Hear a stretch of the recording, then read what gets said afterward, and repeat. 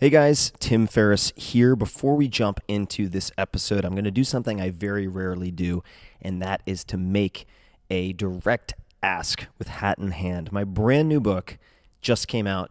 It is called Tribe of Mentors, subtitle Short Life Advice from the Best in the World. If you like the podcast, you will love this book. I reached out to 130 people who are the best at what they do in sports, investing, business, acting, directing, you name it. We got it. Cryptocurrency, done. And it turned out better than I ever could have expected. Many of my friends think of all my books, it is the easiest to read, the easiest to use. So check it out. Please take a look. I put out so much free material. The podcast is free. The 700 plus blog posts are free.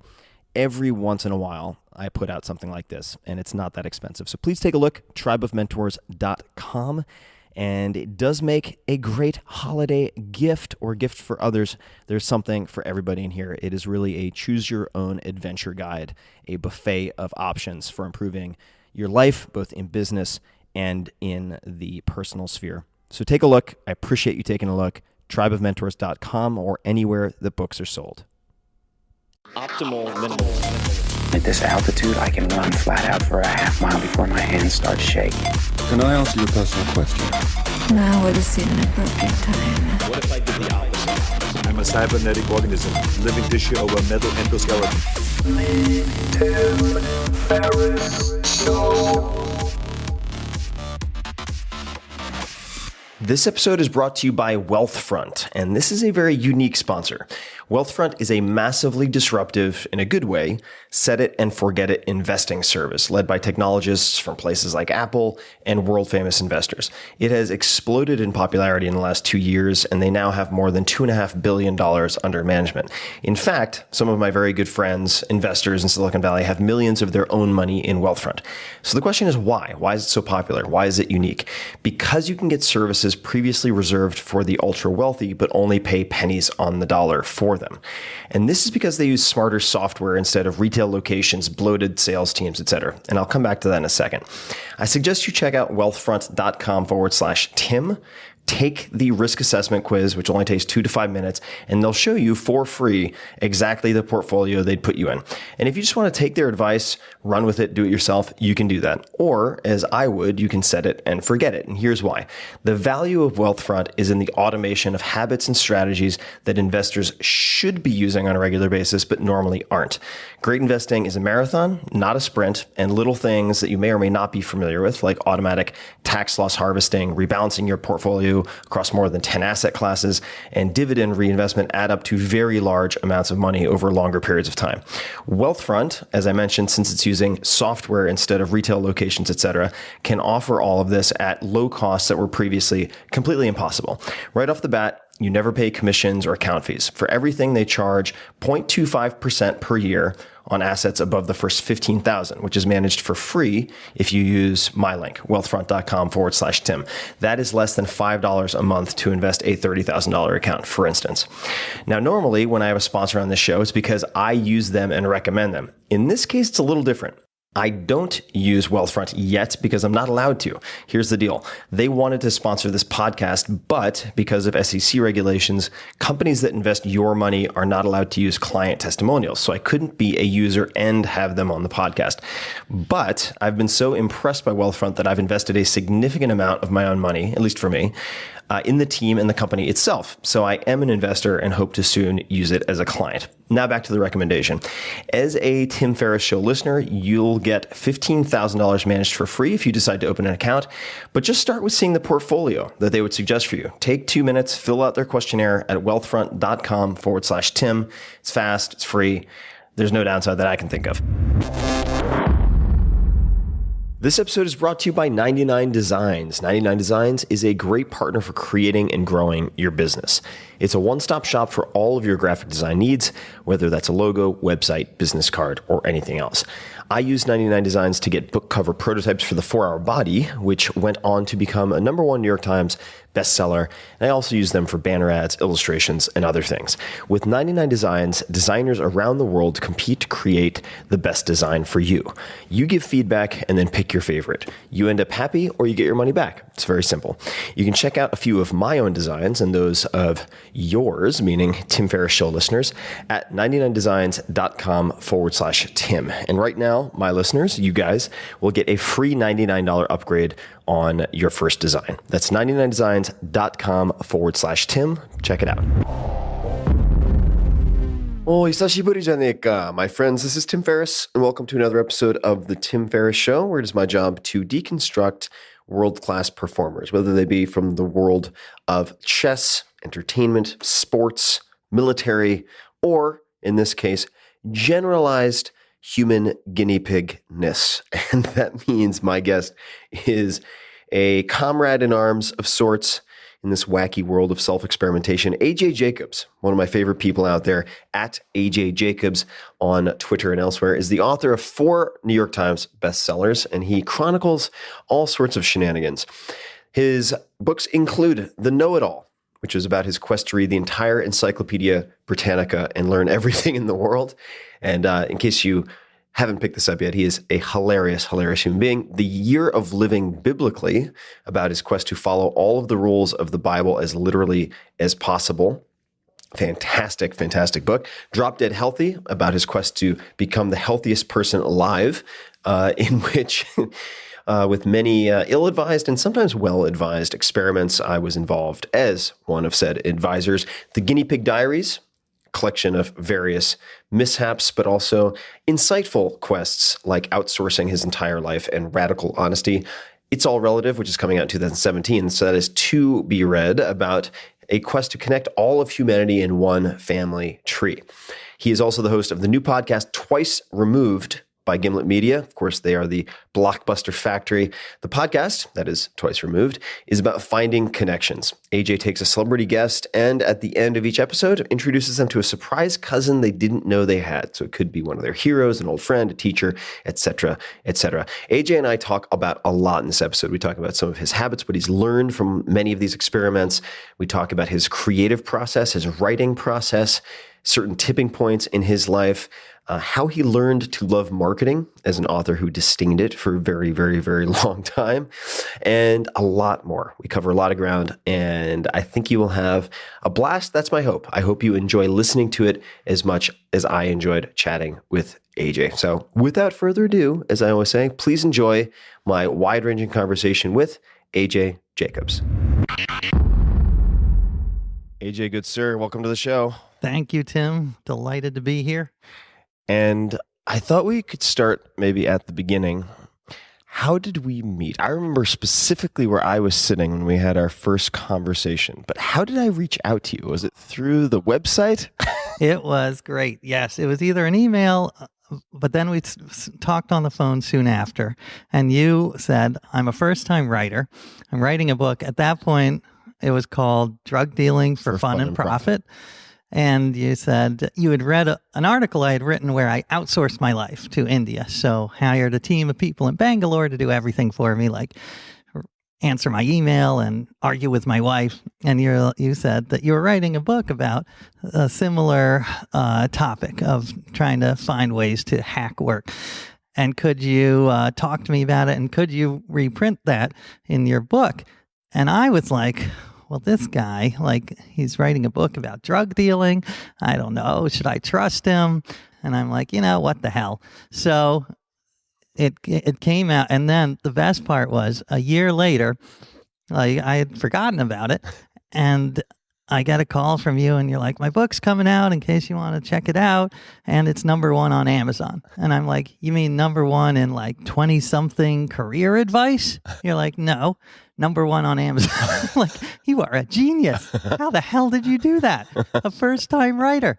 So now I'm like, now you are my mentor in publishing. Like, you called me for advice, and now, like, a year later, I needed to call you for advice.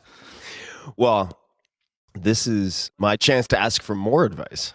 Aha. Because I realized that we talked about your writing at the time, and we're going to get into all sorts of experiments, but since we're talking about writing, a number of people in my fan base asked about your writing process. And so we've talked about your writing the subject matter of your writing, but I don't know if we've ever talked about your writing process. Yeah, I'm happy to talk about it. I think we actually did, because when you were researching how to write a book, That's really, true. like, I asked you a little bit about structure. Yeah. And but I don't know. At the time, I remember I was in Argentina. I was in Buenos Aires. I was sitting in a coffee shop, drinking a cappuccino, which was a double espresso. This must have been around late 2005 or early 2006, near this place. Well, it's a large cemetery near Plaza Francia. I remember exactly where I was sitting when we had the conversation. Could you describe for folks, I guess there are two questions about writing process. One is micro, on say a daily basis, when you are writing a book, what that day looks like. Right. And then there's the, how do you decide what to write about? So Which do you want to tackle first? whichever you would like to tackle first. Well, let me tackle the micro really quickly, which would be one thing I like to do first, a little mental calisthenics before I start writing. So just to warm up my brain. So I'll brainstorm. Maybe it's about the book of it itself or an article, but it could just be random stuff. Like it could be like, I saw a snowman. What can we do with that? Maybe we could do a snow transgender person or a snow Neanderthal. And 99% of the ideas suck, as you can tell. but the idea is just to get your creative juices flowing. And you're writing those down, or you're just doing them inside? Yes, I'm typing them down, and as I say, none of them, very few of them, are ever see the light of day. But that's just to get my fingers typing is another thing. I feel just the movement of my fingers on the key gets me revved up and gets me so that I'm more comfortable typing. The other thing I like to think about is I know that the first half hour of actual writing my book, that is probably going to suck. And so I just have to accept that and be okay with throwing it out. But you got to do that half hour before your brain clicks in. So that's what I do. I do need like 3 solid hours. I'm not one. Some people can do it where they can write in spurts of 20 minutes. I am not one of those people. I can't do it either. Yeah. And I remember I got some very good advice a few years ago because I was getting very frustrated by the, in my mind, wasted half hour that you mentioned. And someone said, well, you have to realize that if you write 10 pages and you only get one really good page at the very end, those 9 pages are not a waste of time. You needed those 9 pages to get to the 10th page. Yeah, and I was exactly. like, okay, I prefer to have a better ratio, but I'll take it. I know, yeah. There is some warm up. Yeah. I wish it could be more like high intensity interval training. You're in and you're out, but it is more like stretching. And do you tend to do it first thing in the morning, or when do you write? I do. Well, I have kids, so that makes my life a pain in the ass. So I have had to train myself to write at all hours. So sometimes in the morning, sometimes at night. Mm-hmm. And do you drink coffee? I do drink coffee. I also, I have to say, I enjoy my white wine. That's mostly mornings. I am a day drinker. I actually prefer drinking during the day. But yeah, there are studies that show that you're slightly more creative after, I think after one glass, after 2 or 3 glasses, then it all goes to hell. But 1 glass, it sort of loosens up the frontal cortex, allows you to make more connections. Or it convinces you that you should be more loosened up, and you have the placebo effect benefit. There you go. Right? And you sent me over a quote, and I don't know if this is a quote of yours or if it's attributed to someone else, but I really enjoyed this, and I think it applies to a lot of what you do, not just your writing. But here's the quote. Quote, "It's easier to act your way into a new way of thinking than to think your way into a new way of acting." Can you elaborate on that or provide us some more context for that?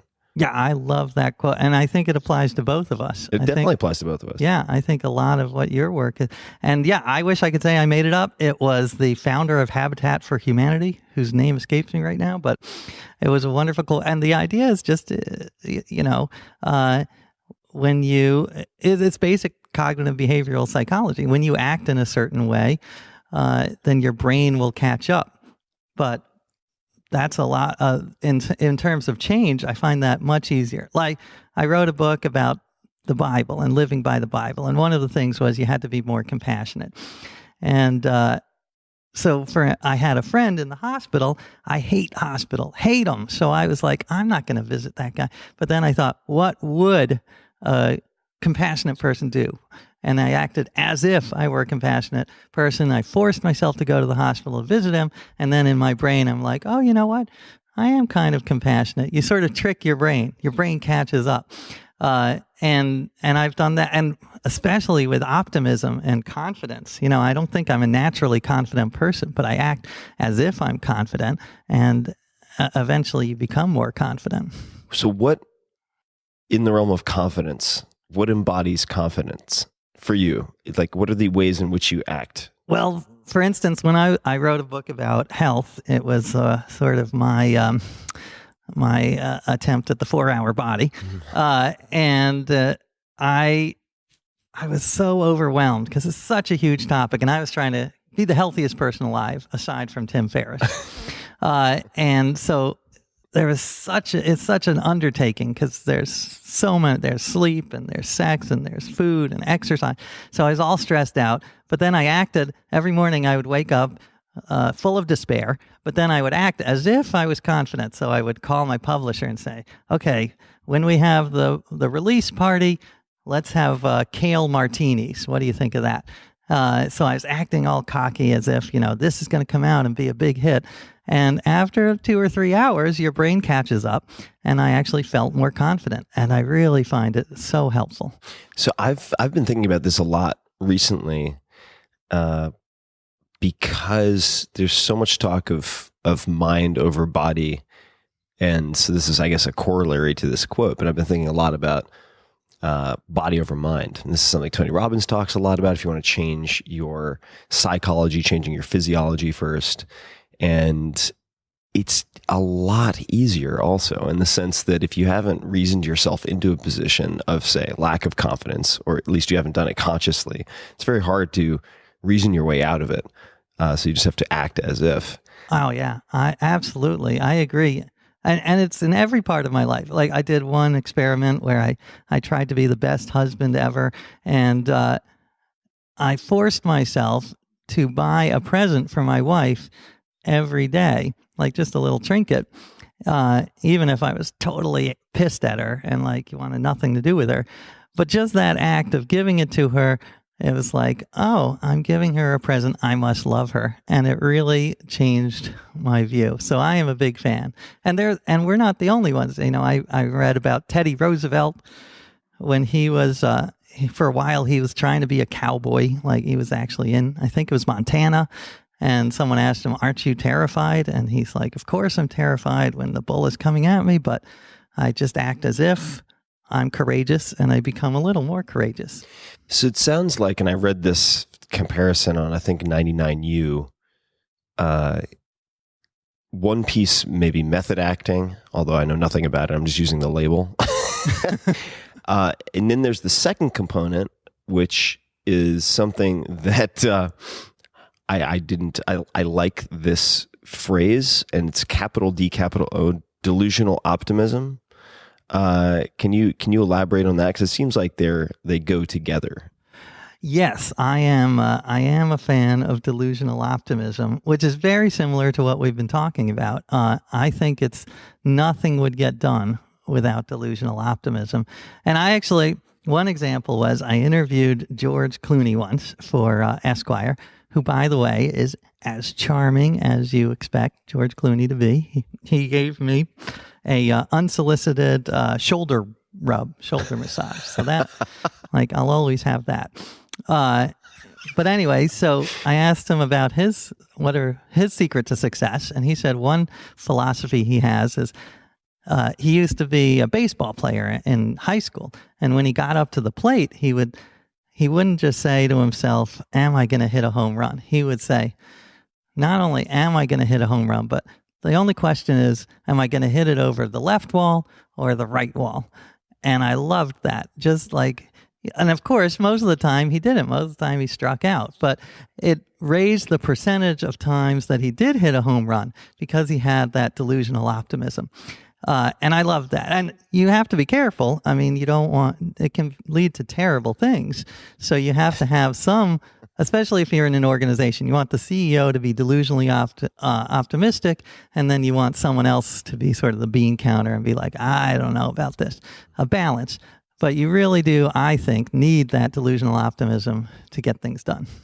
And if we're then rewinding a little bit and going from the micro book writing process, actually before we leave the daily writing process, I've talked to a lot of my friends who are typically journalists out of newspapers, and they drive me crazy and they make me very envious because they talk about how writing or writer's block doesn't exist and they can kick out 1,500 beautiful words every few hours. And they seem to be able to do it. A lot of my friends who've worked at different papers.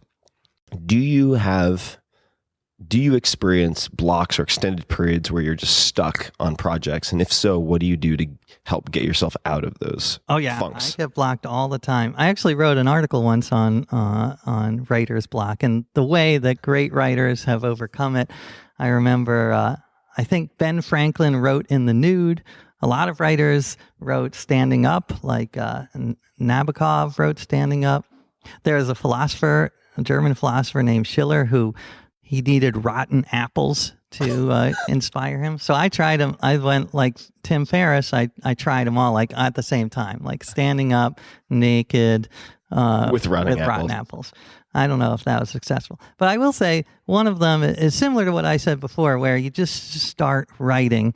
And it doesn't have to be, as long as you accept that it's going to suck, it lowers the pressure. So a lot of times if I'm stuck, I'll just start writing, about the coffee cup or the pigeons on the windowsill, or how my elbow itches, and just the fact of moving your fingers, like we talked about, how much your body affects your mind. Moving the fingers gets you going and helps. But it's a problem. It is certainly people who say they don't have writer's block, they drive me crazy too. And you mentioned, this is going to jump around because it's the style of my memento-like brain, but you mentioned, and this is a question that came up from quite a few listeners to the podcast, The Year of Living Biblically, which was one of my favorite books of yours. I really, really enjoyed it. And I've told you this before, but I learned more about, as someone who developed an allergy to organized religion pretty early on, and therefore never learned much about it. It was a fantastic Trojan horse for me through the entertainment value and the humor of the book to actually learn a lot about a number of different religious traditions. Well, bless you, Tim. And so, that bless you leads me to the question, which is, what are the things that have stuck with you? Yeah, because there's one that stuck with me, which really? Was, you talked about wearing white. Oh, yeah. And so maybe you could explain what that means. But it's actually something that I've ended up doing on a fairly regular basis since I read the book. Me too. Although you're wearing dark blue now. I'm wearing dark blue right now because all my white stuff is filthy. All right. Imagine how much better this interview would be if you were wearing, and I was wearing white. I'm wearing white socks. Well, this book, just to give very quick background for those who don't know, it was, I grew up with no religion at all. As I say in the book, I'm Jewish, but I'm Jewish in the same way the Olive Garden is Italian. So not very, no offense. But I thought one way to learn about religion would be to dive in and actually follow every rule in the Bible. So the famous ones like the Ten Commandments, but also the less famous ones, like it says you can't shave the corners of your beard. I didn't know where the corners were, so I just let the whole thing grow, and I had this huge topiary, and I got stopped at airport security. So it was a crazy year. But one of the rules, the robes probably didn't help it. Airport and the sandals and the walking stick. Yeah. As you say, getting into it physically really makes a difference. And one of the rules in the Bible, and I think it's Ecclesiastes, says that your garments should always be white. So I took that literally, and I only wore white pants, white shirts, and white robes. And it was weird how it affected my my mind. As you know, like it made me feel lighter, more energetic. I felt like, you know, there's just something about wearing white. Like, oh, I'm going to, you know, P. Diddy's Hamptons party, or I'm going to play Wimbledon. You know, it's got positive associations.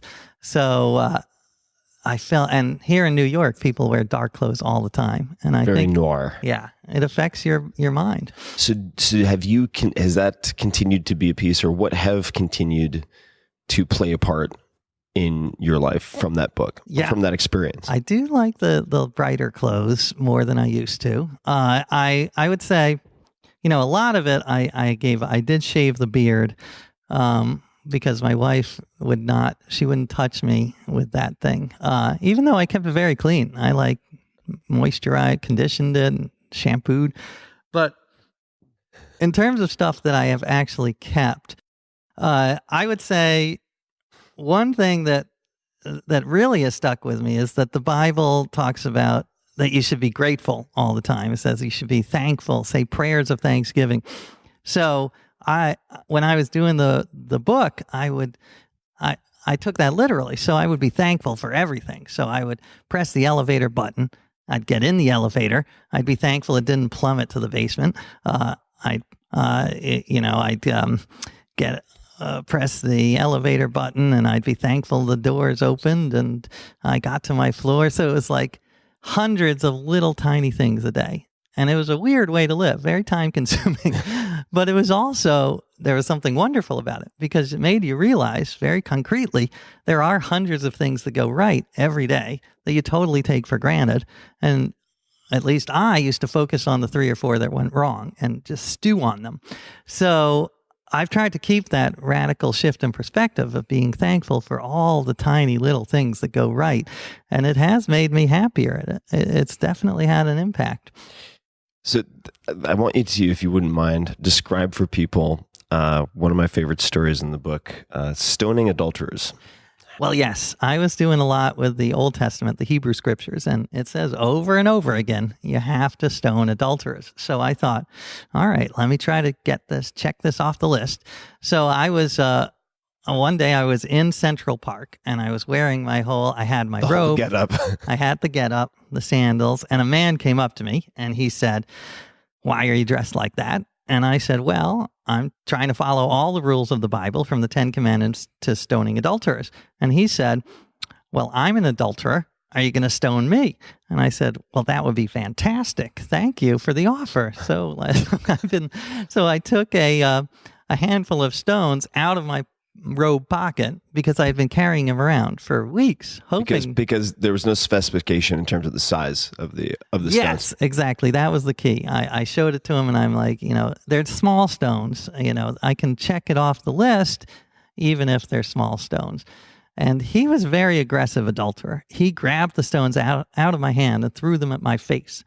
So I thought, an eye for an eye, I can chuck one back at him. So that's how I checked it off the list. And yeah, I didn't continue that. There were quite a few I did not continue, including if you follow Leviticus really strictly, you can't touch a woman when she's menstruating because she's impure. But if you take it really literally, a woman, if she's menstruating, if she sits on something, a chair, that chair becomes impure.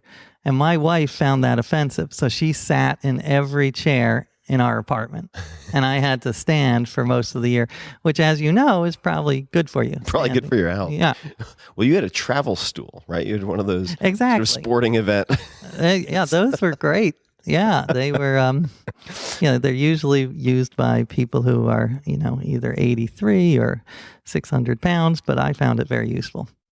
So a number of folks, and we're not going to get too deep into the audience questions right now, but we had quite a few questions about your wife and how you manage your relationship with your wife given all of these odd experiments. And do did you in some indirect or subconscious way select someone who'd have a high tolerance for all of this? That's a great question. Or how do you repair damage when damage is done? It is interesting. I mean, first of all, she has veto power. So there are, like, I'm sure you get this all the time, readers suggesting ideas. One suggested become the greatest lover in the world and do all the positions in the Kama Sutra, which you kind of did in the 4-Hour Body. But, I've been married for 12 years, so that was not going to happen. I did pitch it to her, and she's like, no. That is, and I have to say I was a little relieved because I don't think I can bend my back like that anymore. So she has veto power. That's rule number one. And two, I think she gets a lot of reader feedback about how she's so patient. That helps. So please keep sending those in. Positive reinforcement. I will say probably the worst one for our marriage was, the life logging movement where you keep track. It's like record everything. Yeah, record everything. It's like the self-tracking, quantified self taken to the extreme. So I had a little tiny camera, like smaller than a GoPro, on my ear, and I recorded every moment of my life for about 3 months. And it was fascinating. It really, and I think it's a glimpse of the future. I think we are all going towards that, for better or worse. But one of the things was, I was like, 70% of my arguments with my wife are about where she says, you didn't tell me that. And I'm like, yeah, I did tell you that. So now I'm like, you know what? Now we can rewind and we can see what we actually said. So we had a huge argument about something, she had asked me to order Mexican food, something ridiculously small and trivial, but it blew up.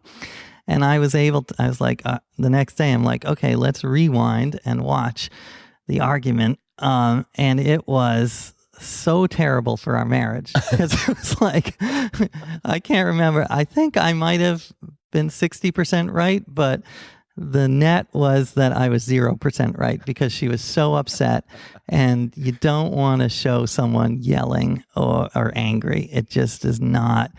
So I don't recommend that as a way to navigate a marriage.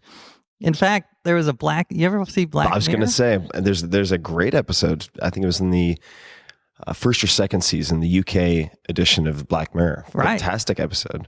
It was the same exact premise. Very similar premise, but you record through your eye effectively. Yeah, it was great. I love that show. And in the episode, things go horribly awry with his marriage. Which I think is probably also likely to happen. Exactly. If that becomes a ubiquitous technology. What did you learn from that experience, aside from not to replay the Mexican takeout debate?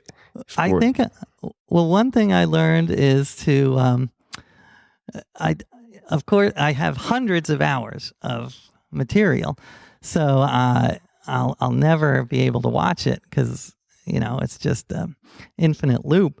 But I think one is to enjoy the small moments. If you do watch it, you just realize that 90% of your day is, when I'm getting my kids ready for school, if you are annoyed during those half hour because it's a pain in the ass, that's a half hour of your life wasted. Like, you have to realize this is it. Like, this is what most of life is. So try to enjoy that as well as when, you're playing laser tag or whatever, because that's very rare. Serving kale martinis at your lunch party.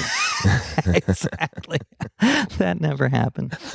So that was one. I mean, also the implications for the future are fascinating. How is it going to affect crime? Like, how will anyone mug someone when it's all being uploaded immediately to the cloud? So it will, I think, help crime, but it'll be terrible for marriages. And, I feel for future adulterers. My heart goes out to them because I can't imagine how you're going to get away with sneaking around when everything is fully recorded. Well, I mean, it'll also, on the flip side, it'll clarify a lot of crimes that are not committed where people are wrongly accused. Well, So, that's so it, you right? have the flip side also. That's true. Yeah, it'll be, and I think it might make us more tolerant of people's mistakes because we all do something. You know, the YouTube video of people melting down and acting like idiots, everyone will have one of those. Yeah. So we're all going to have, no one's perfect. We're all going to have our flaws right out there on display. So we have to accept those in ourselves and be a little more tolerant of others. So it's going to be a weird future. I really believe. Fascinating, but weird. Yeah. It's, I mean, the question for me is in all these cases, who are going to be the dominant owners of this information and controllers of the bits and bytes Right. that represent all of these videos. I know.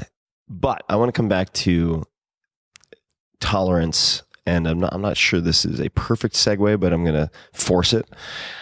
Radical honesty. So you wrote a piece, believe it was titled, "I Think You're Fat."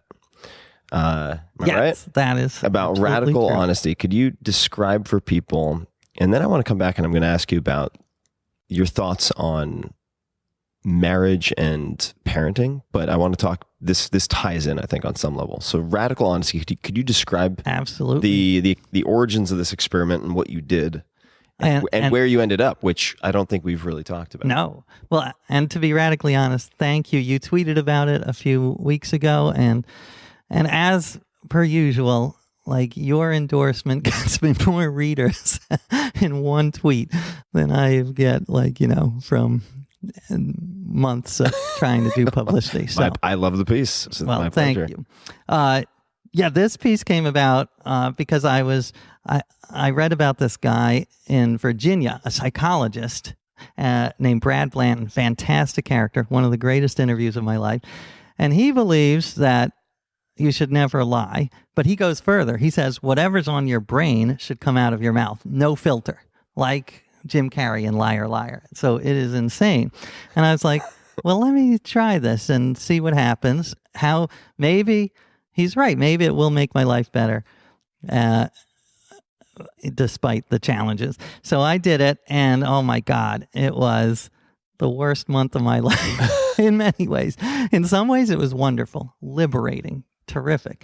In other ways, it was just dreadful. And to give you one of the dreadful ones, there was we would go to a restaurant and we would see my wife, friends of my wife's that she hadn't seen since college, and they said, "Oh, we should all get together and have a play date with our kids."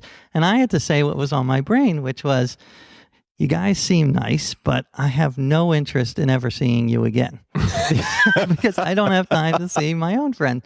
And they were just looked at me aghast, and my wife, of course, was furious. And I mean, the one thing is we never did see them again. So in that way, it was effective. It worked out. But I felt terrible, and I still feel, it was a total terrible thing to say.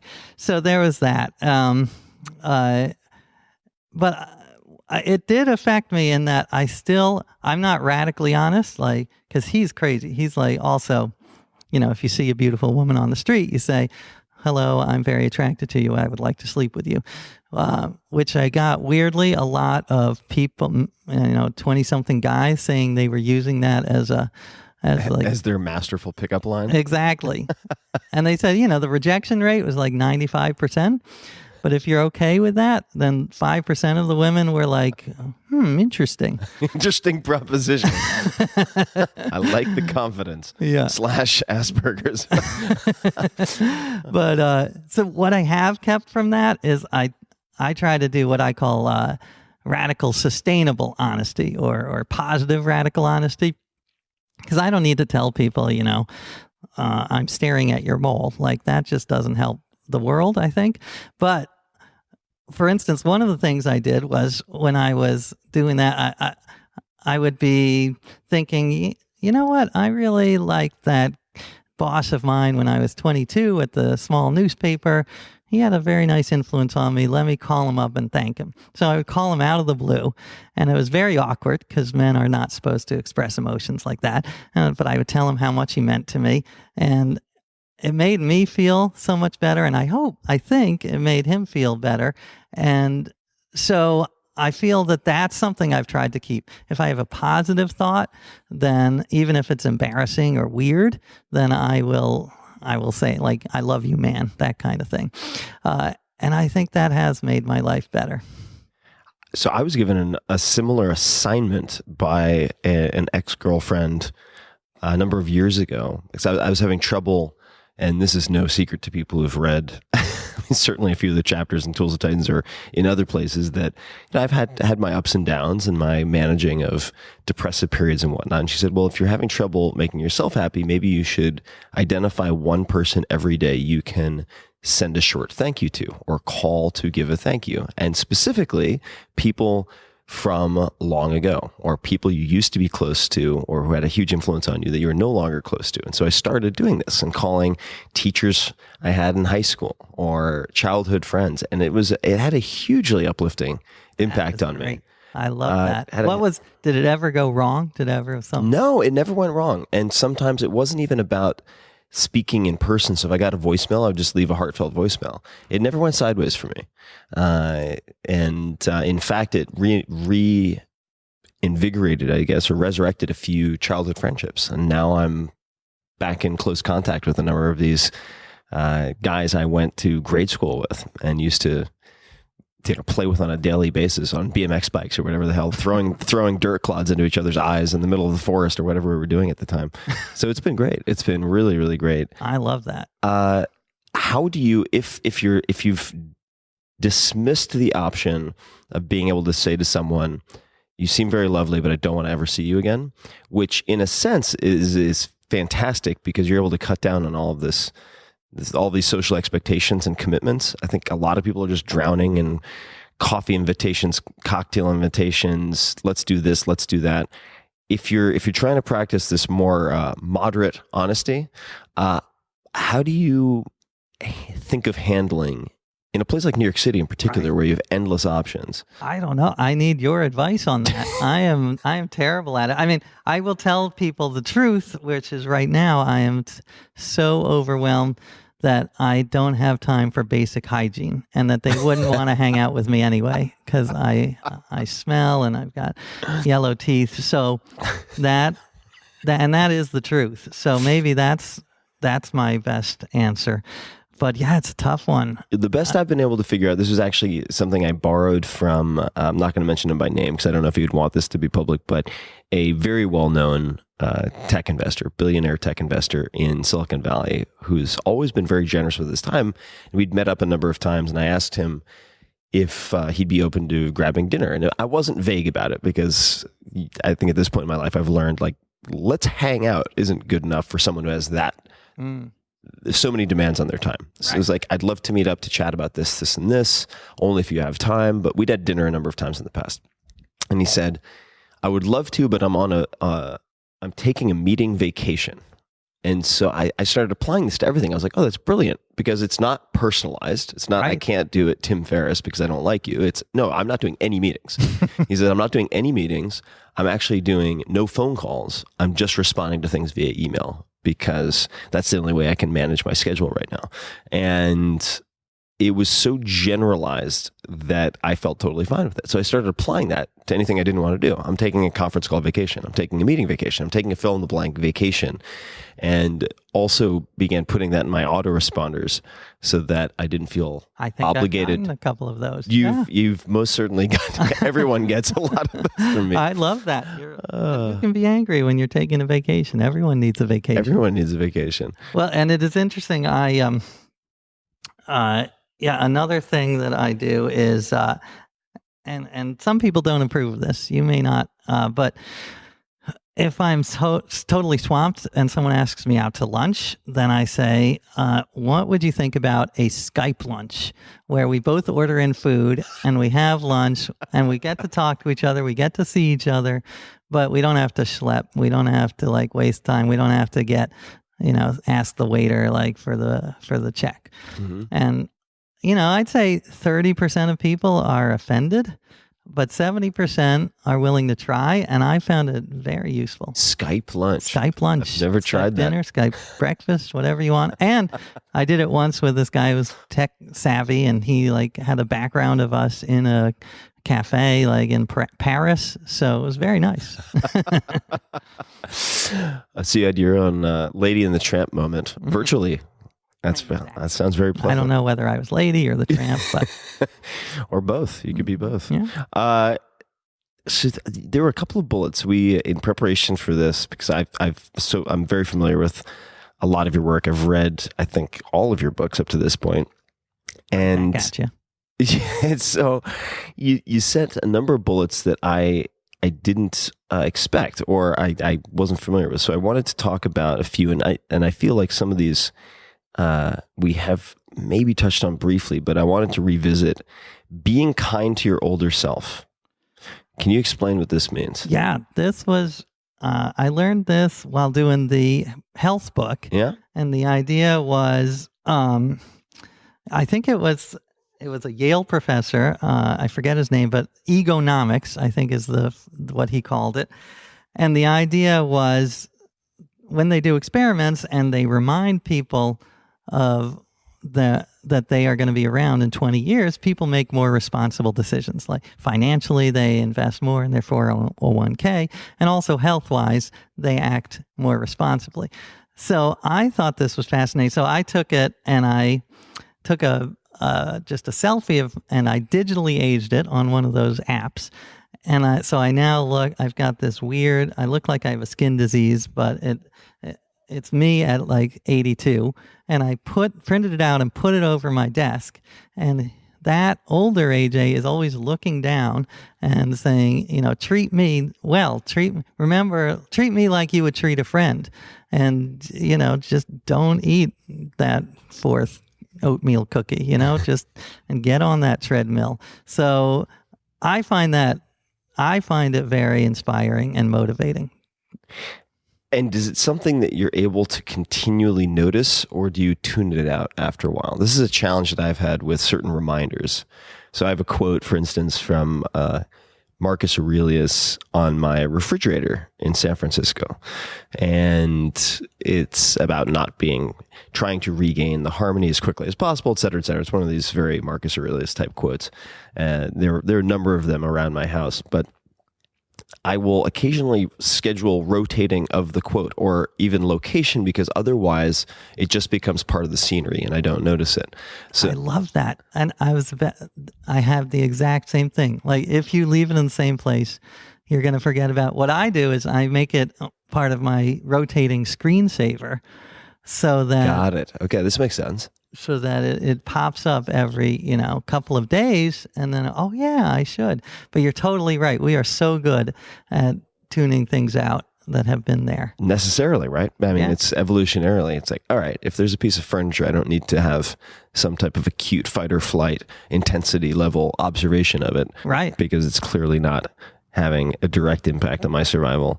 And I had that same experience with photos. I had a screensaver that was a photo of my family, totally tuned it out after 3 days. So I started rotating photos to remind myself, oh yeah, we did do a fun thing there. And it's not all tantrums and Tantrums and debates over Mexican food. exactly. What else have you continued to do from Drop Dead Healthy?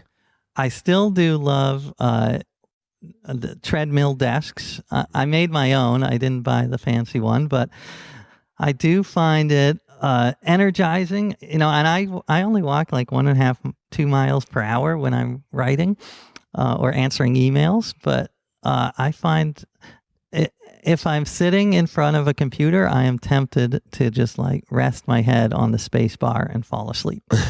So you can't do that when you're on a treadmill.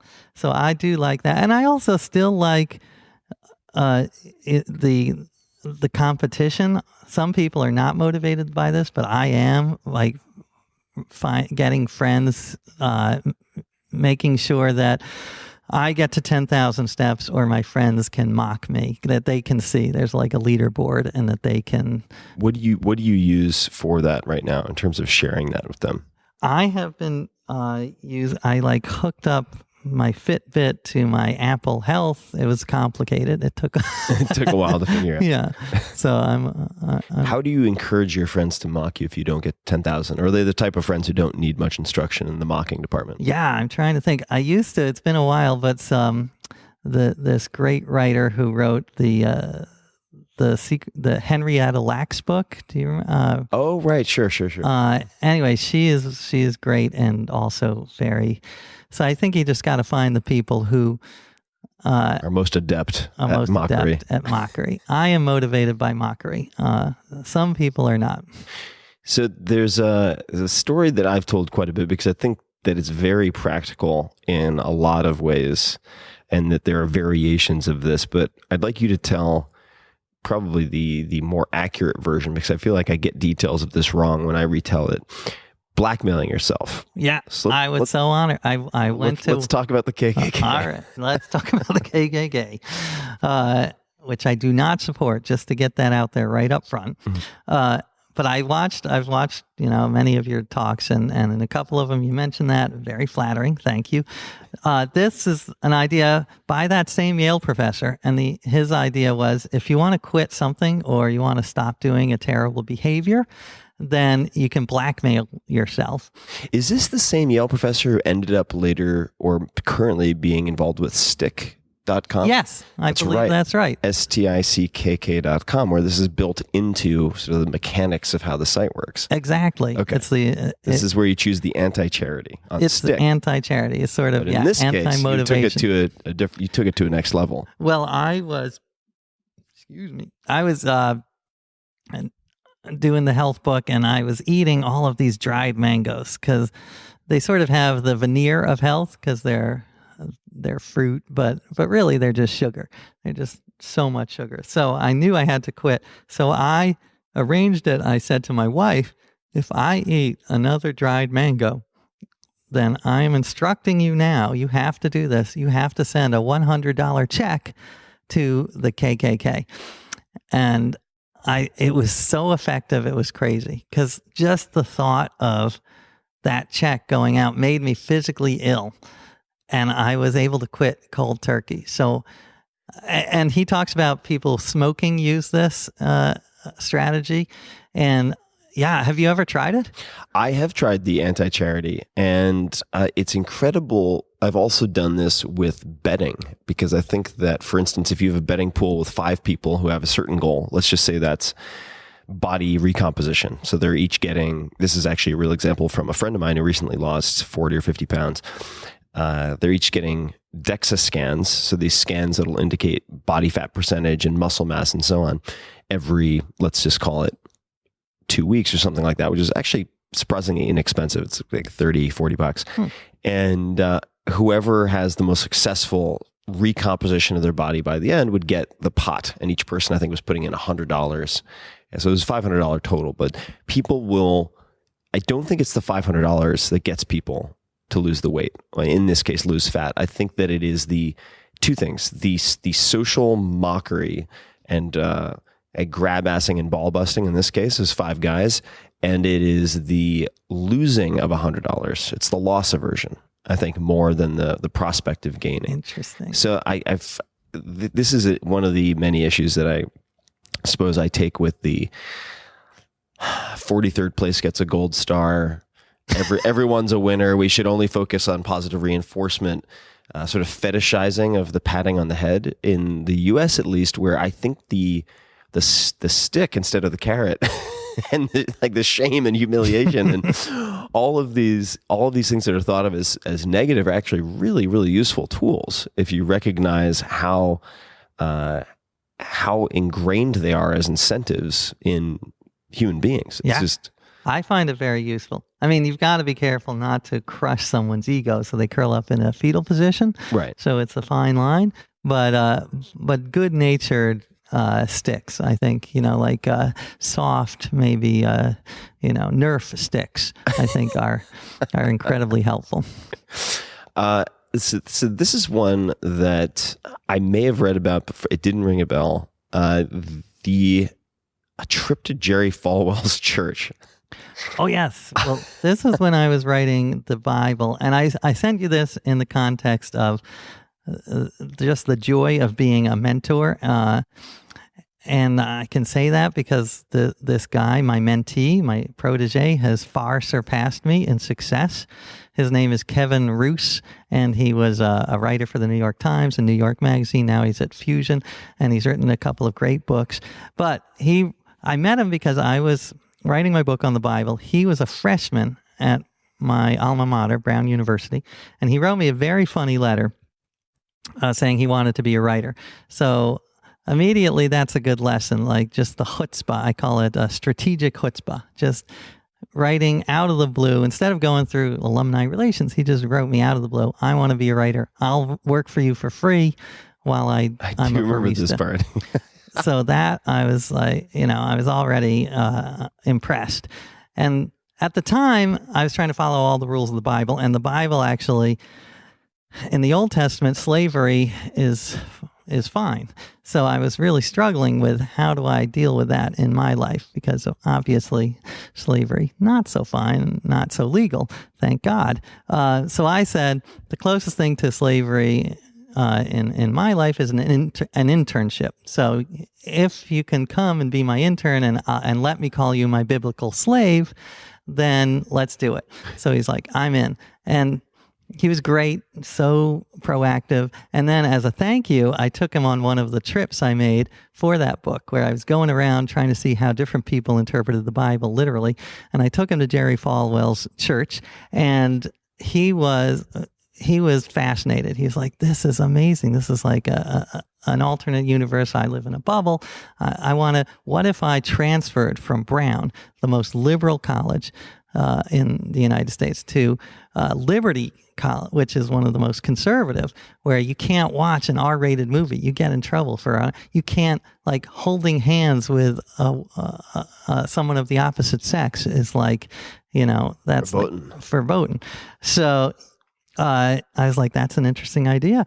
And I encouraged him to write a proposal, and I helped him a bit and hooked him up with an agent, and he did it. And he went and got the book contract, wrote a great book, which is great, not just because it's interesting, but because it's very nuanced. And he shows that these are people, and that there are benefits to this way of life. And so it's not, he didn't villainize them.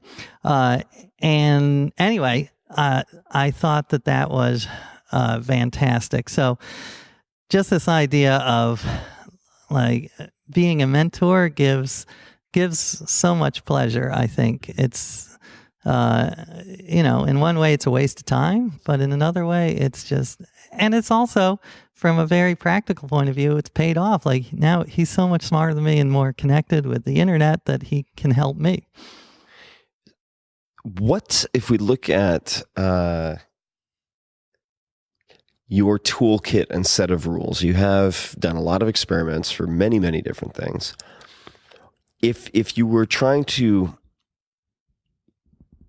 give someone who is, say, about to get married, recommendations for marriage and parenting, if you had to be as, not somber, but as serious as possible, what would the real advice be? Well, a couple of things come to mind. One is, the cliche, don't go to bed angry. I fully disagree with that. I go to bed angry all the time, and I find it so helpful because my wife gets cranky at night. If I tried to argue it out with her, she would be furious. Neither of us would get sleep. It would be a disaster. You go to sleep, you wake up in the morning, you have a fresh perspective, you can talk about it rationally. And I do that with my kids too. Like, we start to get in an argument, I say, you know what, let's cool down, let's think about this. I'm not forgetting about this argument, but let's reconvene in a few hours. So I do like that. So do go to bed angry is my first suggestion. Another one is from my wife's stepdad, who died recently, but he said when we were getting married, I thought he gave very good advice. He said, you're both going to think that you're doing like 70% of the work in the marriage, and you're both wrong, So just be aware of how much the other person is doing and you're taking for granted. And for one of my experiments, the one I said where I tried to be the best husband, like I was, one of the things we did was we wrote a list of everything she does in our lives around the house and everything I do. I honestly thought it was going to be about 50-50, and it was like 80 her and 20 me. So it was a very humbling experience. It was in one sense terrible because now she realizes too how little I did. So it's made my life worse in one sense, but it was very revelatory, and I got to see, like the little liquid soap thing. I just figured they refilled themselves. It was like a self-cleaning oven or something. But I was like, oh yeah, someone has to do that. So be aware of how much the other person is doing, even if you don't see it. It's the comfort. Whatever bias it is, you're not seeing it, so you're not aware of it. What can I just pop that back at you and ask you what you would suggest to someone going into a relationship? I think this is probably above my pay grade, given that I've not yet decided how I feel about marriage or gained much clarity related to marriage. But I think I would give the advice that Amanda Palmer, the musician, received from a mentor of hers. And for any type of conflict resolution, say less. I think that would be the starting point. Just say less. I like that. Because my inclination, and I think that my entire family is, much of my family is this way, certainly my brother is this way, the desire to be right sometimes overrides the pragmatic road to being effective. Yeah. At least with my brother and I can both get kind of righteously indignant, and that does not help with conflict resolution, it turns out. So I would say less. I've become better at that. I love, and that there are a couple of things that come to mind, phrases like I've heard, you can be right or you can be married, but not both, which I think is a good one. And then I asked some 80-year-old guy who had been married for 50 years what his secret is, and he said, tooth marks on the tongue. That's the secret to a happy marriage. Just bite your tongue. Bite it, bite it, bite it. Oh, that's funny. There's some funny bits of advice that I've heard thrown around. I'm not saying this is the advice I would give. I also talked to a friend, his soon-to-be, who was it? It was not his father-in-law. It was not his direct father-in-law, but he was about to get married, literally the day of the wedding. And I think it was the grandfather from the old country, like from Poland or somewhere, grabbed him and he's like, let's take a walk. Took him for a walk and he said, this is all you need to know. He goes, only professionals, only on the road. And so I'll let people figure that out for themselves. But yeah, some great relationship advice out there. Other advice I would give would be know what you need to work on, and ideally find someone who's really good at what you need to work on. Because I do think, at least for me, there's a complementary polarity that needs to exist for a relationship to have any longevity. And it's a complementary set of skills, but those could overlap very much with attributes, just God-given or nature-given predispositions. And then something that I don't know if I've ever written about, but I've noticed for a lot of relationships, and this goes for heteronormative or homosexual, it goes for anything sexual as far as I can tell, at least in many cases, that if you were to imagine a sliding scale and you have 100%, and this is going to get people up in a tizzy no matter how I phrase it, so I'm going to try to state it simply. 100% what we would consider feminine attributes on one end of the scale, and then 100% masculine attributes at the other end of the scale. And in the middle, you have perfect androgyny, just a complete perfect 50-50 androgyny in all respects. Right. Physical, mental, emotional, and otherwise. That wherever you are on the slider, you will be most attracted to and have the most longevity. Well, actually, I should not say longevity. You'll be most attracted to and perhaps most compatible with someone who is the opposite. So if you are, say, 70% male attributes or masculine attributes, 30% feminine attributes, then you will be most attracted to someone who is 70% feminine attributes, 30% masculine attributes. And that sort of equal polarity from the center, 50-50 perfect androgyny, seems to work pretty well. And that when you find someone who generally, and this is just very abstract speculation on my part, but it seems to be the case, when you see people who are, say, overlap too much on one side of that spectrum, very rarely works, and from what I've observed, very, very rarely. So that's not so much advice, but maybe a conceptual framework for thinking about. Yeah, that's interesting. I was trying to apply it to my own marriage to see if I lined up, and I think actually 70-30 is about where I am.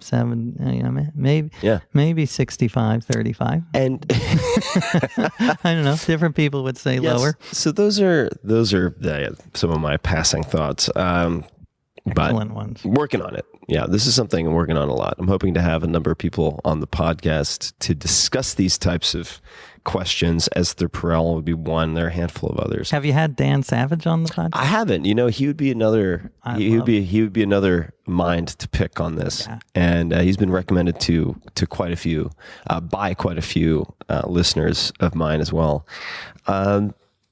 So so I was chatting with a friend of mine. I don't know if you've spent any time with Neil Strauss before. I have. All right. I love that guy. So Neil, 8-time New York Times bestselling author. He's one of those guys who never gets writer's block, who makes me crazy. But he wrote a piece recently, I think it was for Rolling Stone, and it's something like The Age of Fear. But the point, I might be getting the headline wrong, but the basic premise was that we've never lived in safer times, and yet everyone is more fearful than they've ever been. So for a while, you wrote a column for, I guess it was Mental Floss. Yes. Can I just say one thing about Neil Strauss that I love? Is that he is so generous with his ideas. And this is something I've come around to. Like, he gave me 2 or 3 book ideas. I never pursued them, but they're good book ideas. Like he had one where he said, you should just, you know what? It's kind of similar to your podcast. You should find the Michael Jordan of everything and learn their secrets and then write a book. It's kind of Tools for Titans. That's kind of exactly what I did, yeah. That's hilarious. I didn't realize that. But I love the idea of being generous with your ideas, because when I first started my career, I was so paranoid.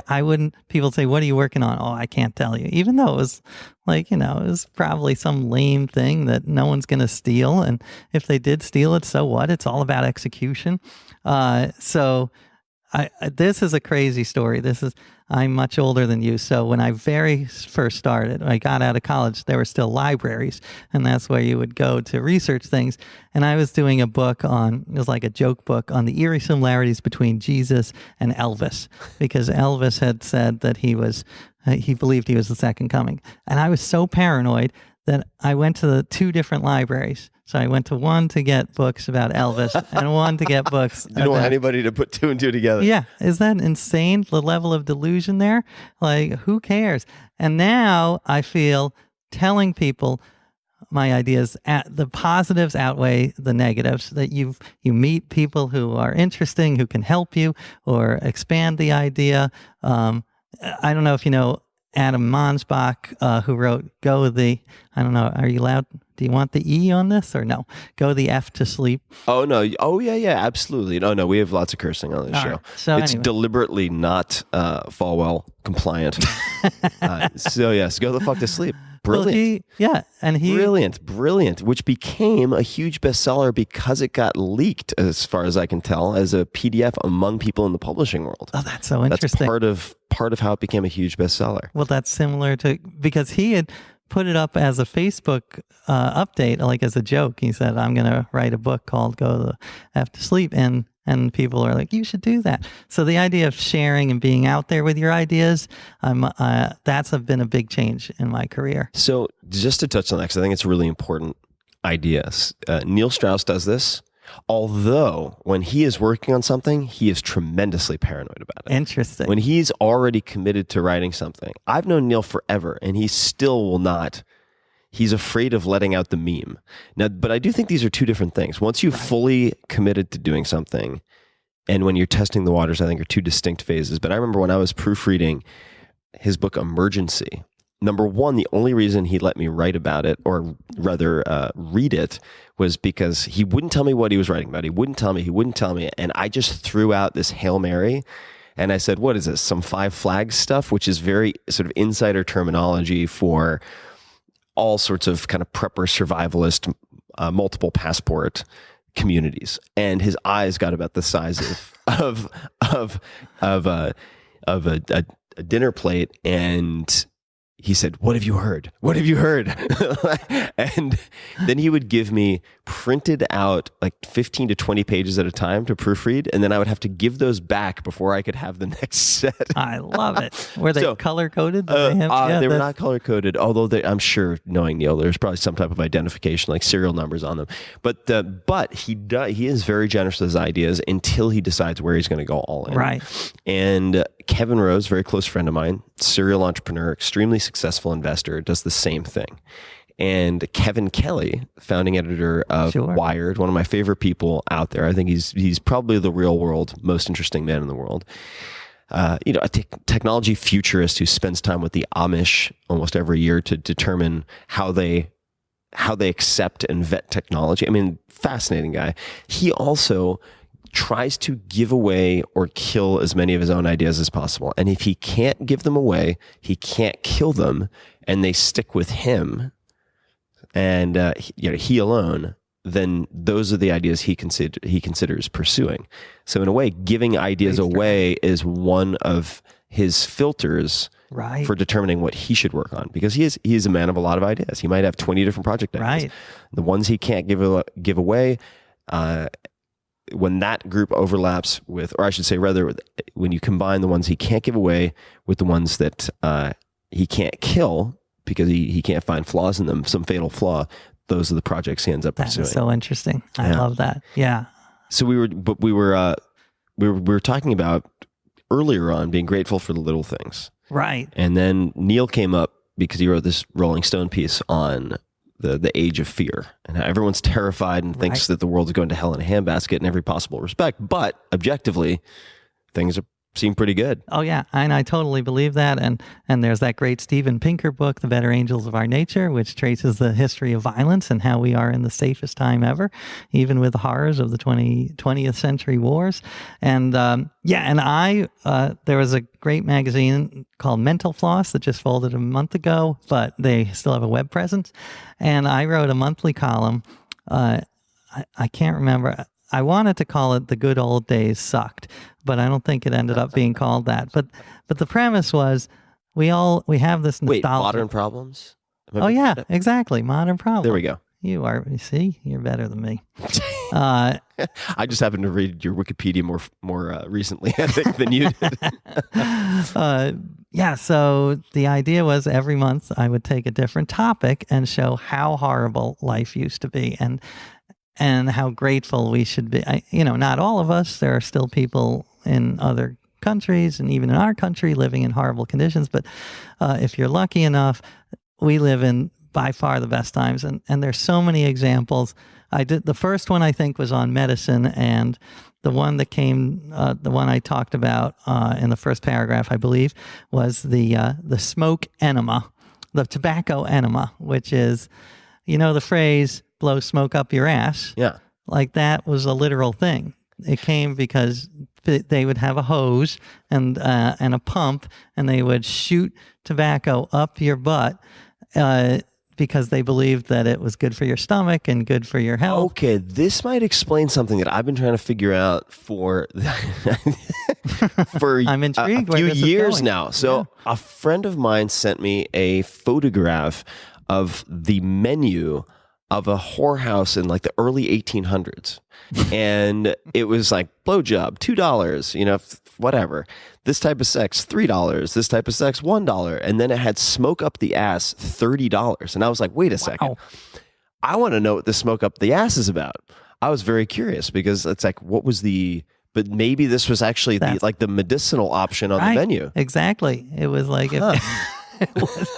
That is fascinating. How did something And so highly prized come to be associated with deceitful flattery, blowing smoke up your Yeah, ass? it is. It's a weird segue. I don't know what to make. All right, so the but that- tobacco enema back in the day. So yeah, I'm Just sure be you glad- can still find it. I'm sure there's someone out there if you Google it. Oh, you know what else to be thankful? If you ever were feeling down, I would Google the words "surgery without anesthesia," and read the first person accounts of people who had surgery, and it is just, oh my God, it is just. Does not sound appealing or pleasant in the least. No, it was great. Yeah, this one woman wrote one, and it was just, I couldn't sleep for days. So even when I'm going to the hospital for a procedure, I'm like, all right, at least we got anesthesia. So it has made my life better, this idea. And yeah, people out there, you can definitely find Neil's piece on this as well, which I think is a good recalibration. Yeah. And I remember something was really bothering me. I ran across something about ISIS drowning people in cages or burning people alive, both of which are, of course, horrible, horrible, horrible things. And I was having a conversation with someone I won't mention, but very, very famous and successful technologist. And he said, well, he's like, all terrible, but thank God we're not in the Middle Ages. He's like, broadly speaking, humanity would be much worse off than we are right now with these edge cases. Absolutely. And on that theme, you can also Google Louis C.K. on Conan. I think it's something like "Everything is great and everyone's miserable," which is yes. All right. So as long as we're doing stand up, I was not going to mention this, but I will because I think it's so hilarious. Living in San Francisco, I get overdosed on San Francisco sometimes. And there may be a place for this. So people out there who are aficionados, try not to freak out and just laugh at yourselves or laugh at this because I think it's pretty funny. Patton Oswalt, so one of my favorite comedians, Great. has this piece where he opens in effect saying, if one of my Whole Foods friends lectures me one more time on home births, I'm going to punch all the soy on the planet. And he goes on to talk about, and I'm not going to do it justice, but he's like, you know what women were dreaming about on the frontier when they were like squatting on the mud in a shack giving birth? Hospitals, these amazing sterile environments where you don't have to worry about the Wolverine sneaking in and stealing the afterbirth. And I want people to listen to it because I think it's so good. I love that. Yeah, it's easy to romanticize. It is so. And The good old days when, in fact, the good old days were very frequently terrible. Terrible. The terrible old days. And actually, that brings to mind when I was researching the Bible, there's a line in the Bible where God says, because of Eve eating the apple, women shall have pain in childbirth. And when anesthesia for childbirth was first introduced, there were some super religious people who were like, oh no, we can't have that. Women have to suffer. And so thank God. My wife, she was like, give me that drug. Give it to me now. There was no chance she was going to do it naturally. How did you choose your projects? I mean, these are big projects, book projects, very time consuming. What are some of the, and maybe this is a way to edge into it, but what are some of the ideas you came close to doing that you ended up not doing? Yeah, well, there was the Kama Sutra, which my wife put the kibosh on. I think the answer, maybe not the most surprising, but I have to be totally passionate about it because it can't just be something that I think will be popular. It has to be something that I am super excited about because, like you, I commit to these things and maybe not to the level of Tim Ferris, but I do. I go in hard. Oh no, and you do. I try to be Tim Ferris. You're my. I am the less successful, less famous. Oh, Ferris. stop it already. But how many bestsellers have you had? 4? You're ahead of me, Val. not in terms of quantity. But yeah, I would say there's that, and if it makes me laugh, I once talked to a Daily Show writer about his writing process. And he said one of the most important things to him was that he could surprise himself while he was writing. And I love that idea, just being able to surprise yourself. And I feel that same way about big ideas. You have to be like, when you come up with the idea, you'd be like, oh man, I love that idea. Like you amuse yourself. Or just going, like, When that happens, I've tried to become better at that, because I've noticed BJ Novak, who's a fantastic writer. Sure.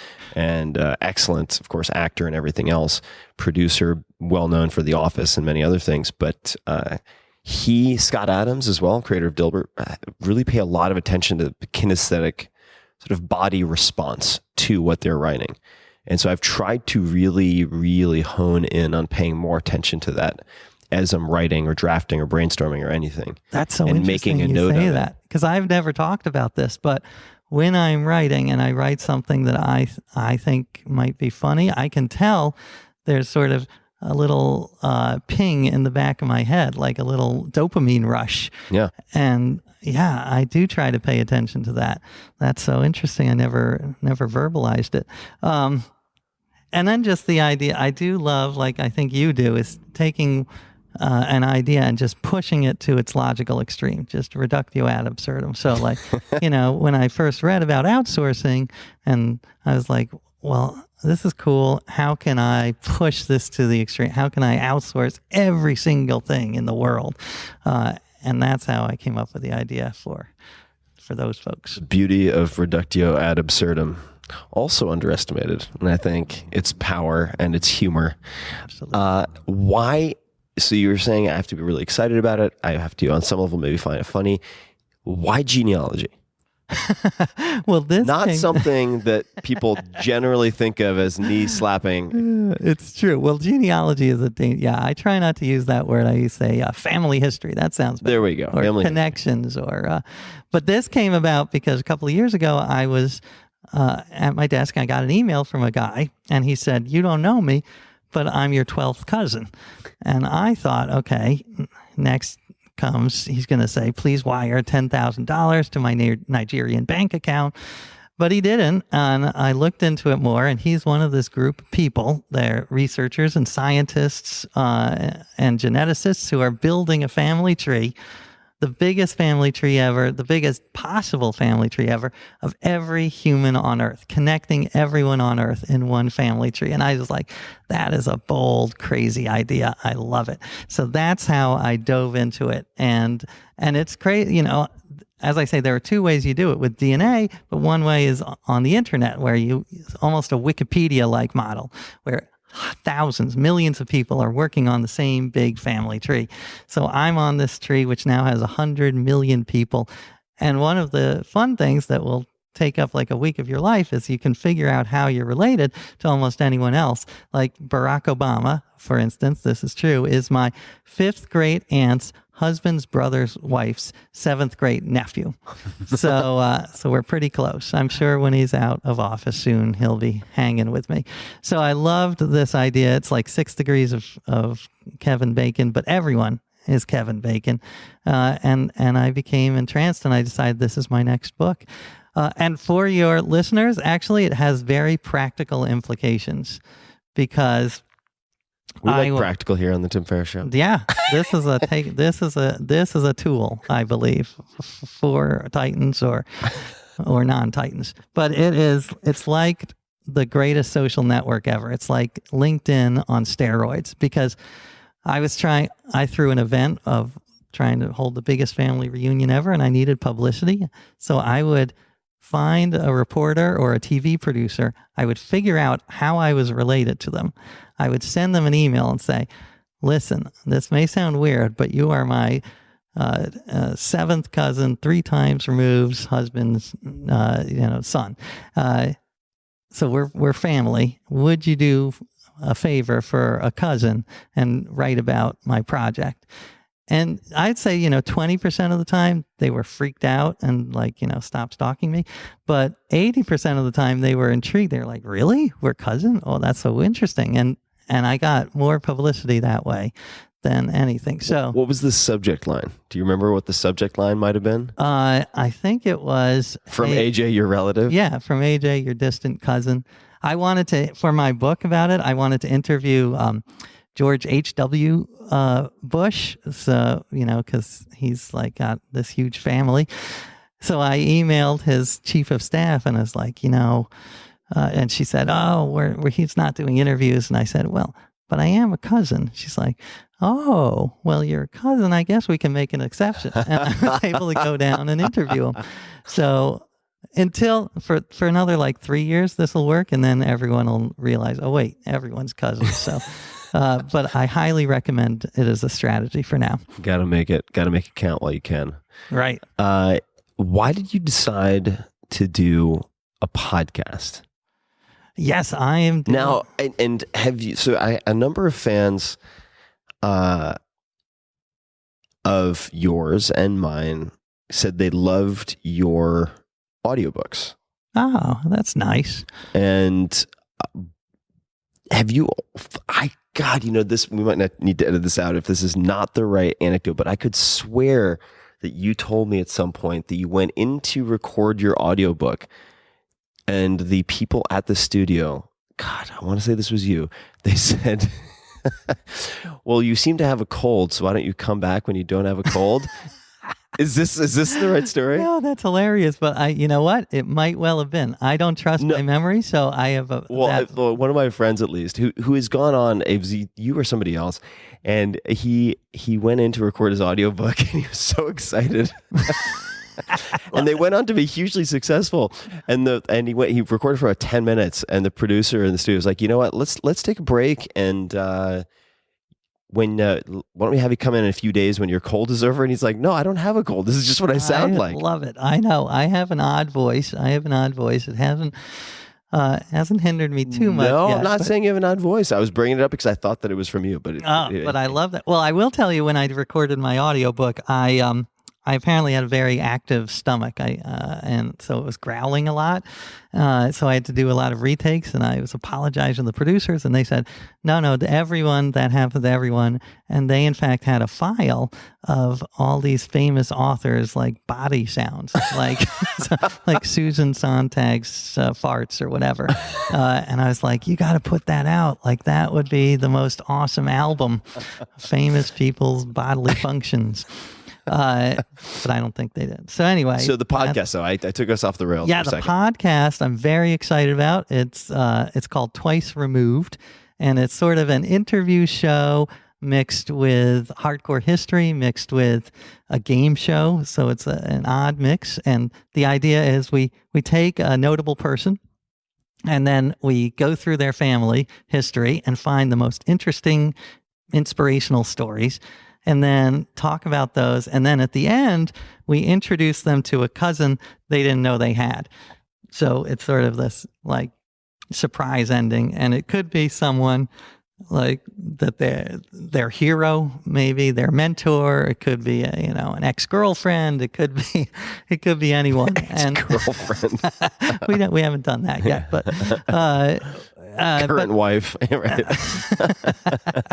Yeah, exactly. You are wives. You are cousins with your spouse.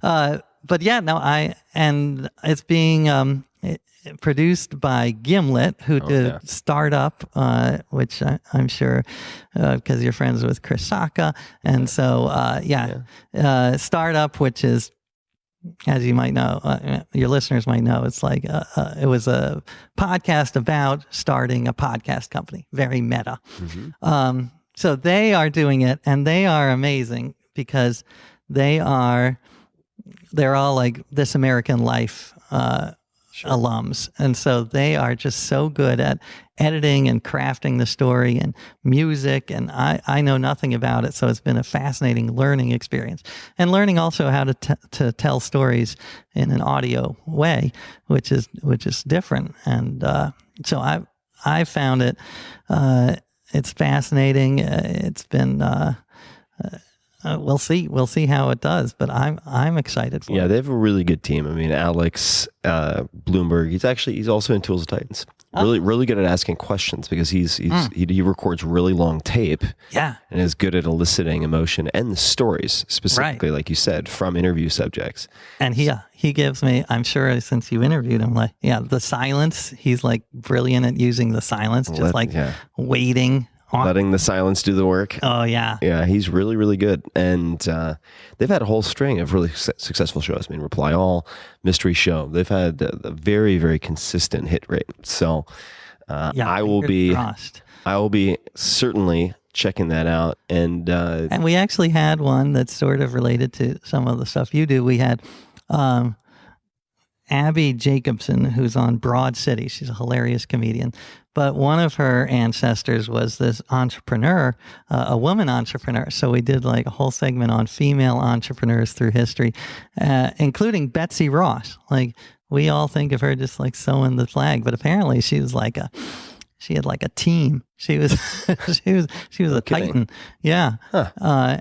And same with JFK's great grandma came over and opened a button shop, and the Kennedys would not have existed if she hadn't been an entrepreneur and funded her kids' education, and then they got into liquor, and then that spawned the political dynasty. The gateway to all good things. Exactly. So you are, of course, going to be promoting the podcast. You've promoted books in the past, done various types of PR and marketing. One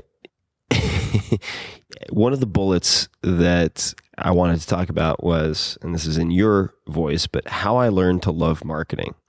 Because a lot of authors, a lot of artists certainly think of marketing as sullying their hands with the dirty work of commercialism, or an evil to be avoided.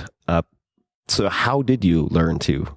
I did, well, partly inspired by Tim Ferris, but partly it was, I reframed marketing and tried to think of it not as the sullying my art, but as something that could be creative in its own right. And part of this was I interviewed the artist Christo, the guy who wraps islands and the gates in Central Park. A really interesting guy.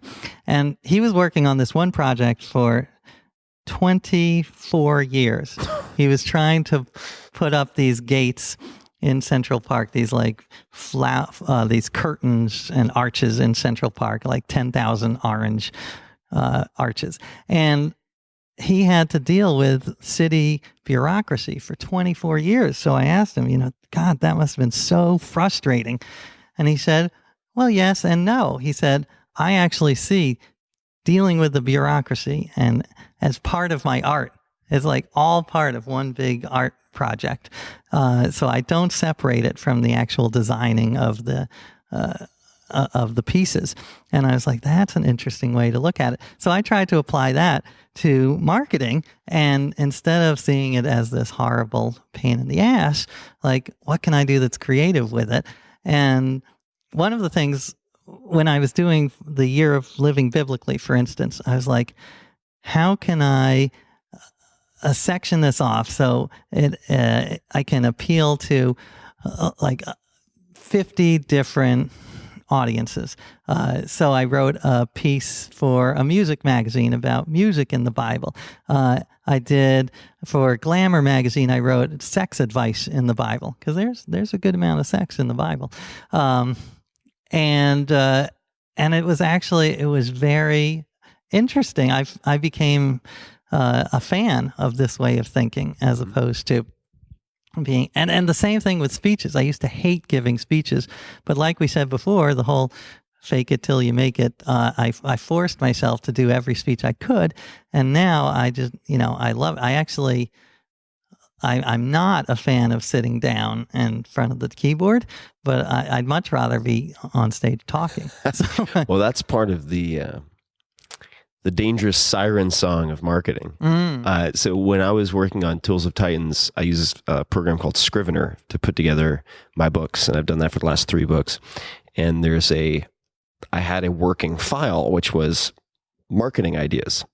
And I found it was very dangerous to have that within a stone's throw of my writing, because it was always easier or more enjoyable for me to work on the marketing ideas and put off the actual work of writing. So it had marketing ideas, and I modified the file name. So it was marketing ideas dash focus on writing in all caps with 3 exclamation points.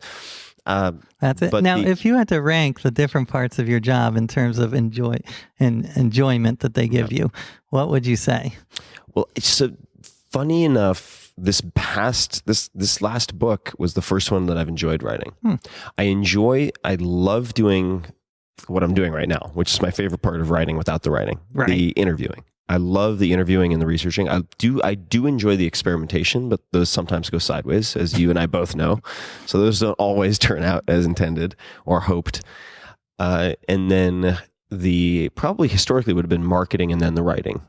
But the writing was right there, I would say, if not at par with the marketing, maybe even ahead of it this time around. And what do you think that was? Was it the topic, or what did you discover some hack to enjoying writing? There were a few things. I think that primarily it was the enjoyment and assimilation of, this is kind of meta, but absorbing the lessons and recommendations of the people I interviewed as I was editing and reviewing and taking multiple passes on these chapters. Interesting. So I was actually incorporating a lot of the. What's an example? Do you remember one? Sure. Oh yeah. I ended up having a routine where, for instance, I used a barrel sauna with the exact same specs as Rick Rubin, who recommended it to me, and alternated that with cold exposure at specific times of the day, just like Wim Hof would.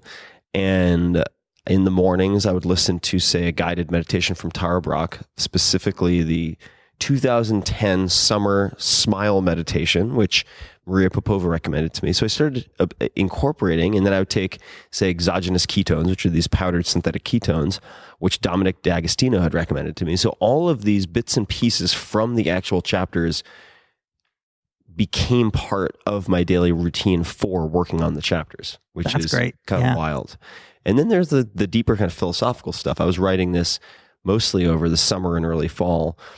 And there were a few people in the book like B.J. Miller, who's a palliative care physician who's helped more than 1,000 people die. Ed Cook, a memory champion who taught, you might remember, a book called Moonwalking with Einstein. Sure. Yeah. So Ed Cook is the memory champion / coach who taught, in this case, I think it was Joshua Foer. Yeah. Those Foer brothers. Both amazing writers. And 3 of you, they're 3. 3, that's right. So to become national memory champion in the U.S. in 1 year. So Ed Cook and B.J. Miller both use stargazing as a way to reduce anxiety, and they both have particular ways that they go about it. So I did that every night before going to bed. And it just went on and on and on. So I think that the subject matter itself had a huge impact on the writing of the book, which was unexpected, right? In a way.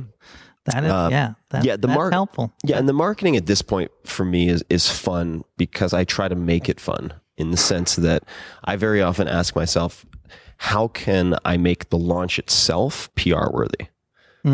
If that makes sense. Right. And that forces me to do sometimes absurd things.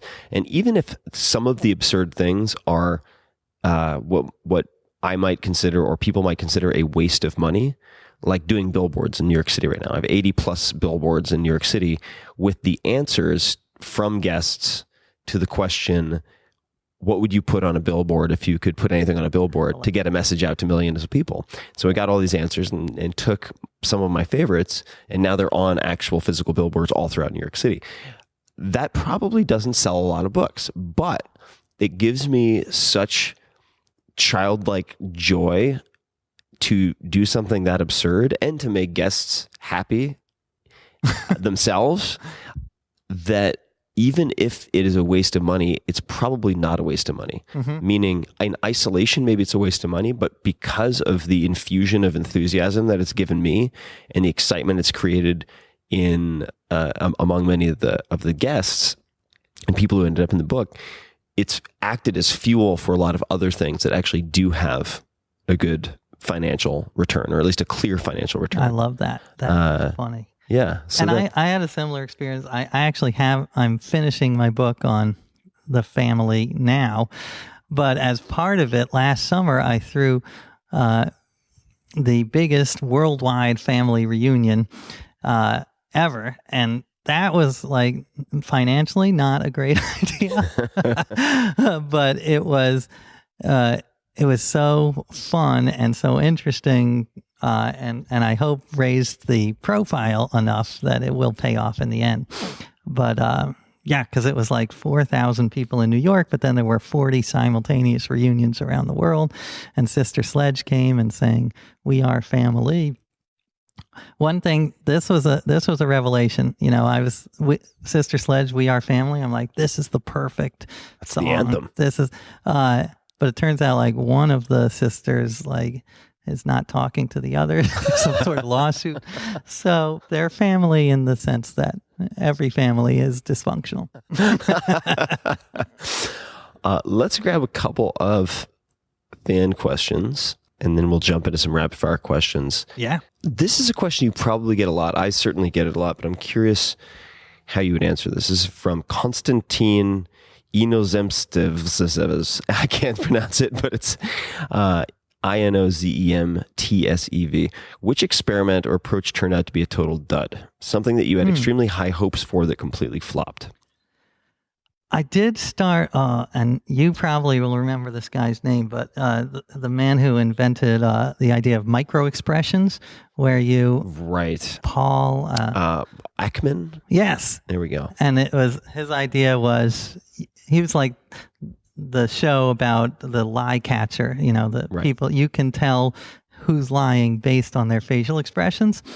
So I interviewed him, great interview, and I tried it, and I just couldn't do it. I don't know. I don't know whether it's because it's a pseudoscience or whether because it's my failure. Probably the latter. But and it's fun to write about failures, but not when there's just nothing but failure. When there's no lesson learned, just couldn't do it. Exactly. All right, this is from Miguel Fliguer, I think it is. Book outtakes from your year of living biblically. Was there anything that didn't make it in? Interesting. I did. Yes, there was in Orlando. There's a theme park called the Holy Land Experience, which is the Disney version of ancient Jerusalem. And so you've got, instead of mascots like Disney World, you've got Jesus. You've got this guy with robes and a beard, and he's got a little Madonna Ted face mic, and he's, and you've got these guys like lepers. That was my favorite, like a blind leper begging on the street with his little microphone. And then they read, but anyway, I went there, and it could have been a funny chapter in that I found it very ridiculous, but it was also like shooting fish in a barrel. It was like, or I think PJ O'Rourke said, shooting cows with a sawed-off shotgun. It was just too easy. And there were people, I'm sure, that it was meaningful too. So like, why ruin their lives just for a cheap laugh? So that didn't make it. So these are all related, I suppose. This is from Anna Lamont, and I'll try to simplify this a little bit, but or I might rephrase it after I read it. Would be great to hear your take on whether it's possible to completely rewire our subconscious to ignore the norms and expectations instilled by society, family, environment, etc., or is it a never-ending work in progress, something that you need to become aware of and focus on every single day? So I think part, if I could read into this, maybe what is being asked is, or implied, is that we both do all these crazy experiments. How have you trained yourself to ignore the norms and conventions? But and this was directed at both of us. For me, I would say the writing is just the ultimate excuse. It's the perfect alibi to do any absurd thing you could possibly conceive of, and then just say, I'm doing it and writing about it, and people are like, oh, okay, then it's fine. But if you were doing it seriously, right? If you didn't have the pretext of writing about it for the year of living biblically, like I'm sure plenty of people thought you were crazy anyway, but there are people who would have assumed you were completely insane, who otherwise were like, oh, that's so genius. Oh, what a great idea. Absolutely. I think that's it. I think if you almost see yourself as a method writer or instead of a method actor and just get into character, I often do that. I'm like, I'm going to get into character now. And this is not me. This is me.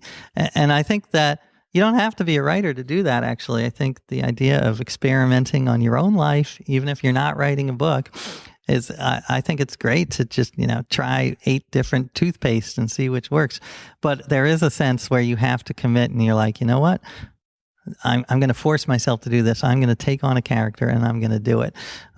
So that I find very helpful. And I think also, I'd say this to Anna or anyone, is that if you frame something, even if you're not writing about it, as an experiment, like I'm doing X for Y number of months, you also can kind of get away with murder in the sense that if you're worried about trying something unusual or uncommon, and you can get to what should I test by the extension to reductio ad absurdum, right? Like, right. Okay, if people are outsourcing like you did, what is the most absurd, exaggerated place? Where's the most absurd, exaggerated place I can take this? Yeah. Right? Like, all right, passive aggressive bickering with my wife. Like, I'm going to have someone do that on my behalf, or having, I actually, this might be another misattribution, but no, it's not. It's not. This one I think I'm getting right.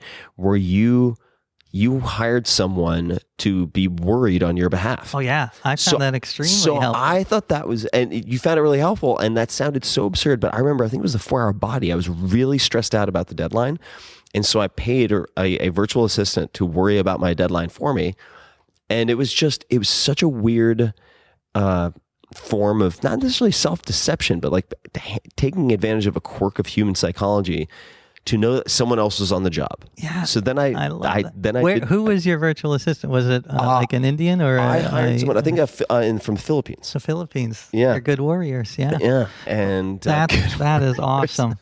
Well, I also think calling it an experiment gives you permission to fail, and because it's an experiment. Sometimes experiments fail. So if you do a change in your life and say, I'm experimenting with this, it makes it, and it reminds me of, I'm probably going to get this wrong, but I think it was a French writer named Montaigne who came up with the word essay, which means to try. So that's what I find that so freeing. Like when you write something, you're just trying. You're just trying. It may work, it may not. And the more, at least this has been true for me, the more experiments you attempt and the more you try to push the absurd in certain respects, the easier it gets, because you realize the penalties are generally not that severe. Right. With some of the stupid stuff that I do, they end up physically being pretty severe, and you can get very injured. Like, don't try to learn parkour in a week. It turns out to be a bad idea for your knees. I saw you recently after you'd done that, and you were brutal. I was not in good shape. I still have injuries from that. But generally, if you're doing these experiments that you think you're going to be judged very harshly for, if you're presenting them in the right way, if you feel compelled to explain them, generally there are very few repercussions, and people are actually more supportive and interested than you would expect. And also, if you get something good out of it for your own life, then it's probably worth it, unless you inflict massive pain on others, like with radical honesty.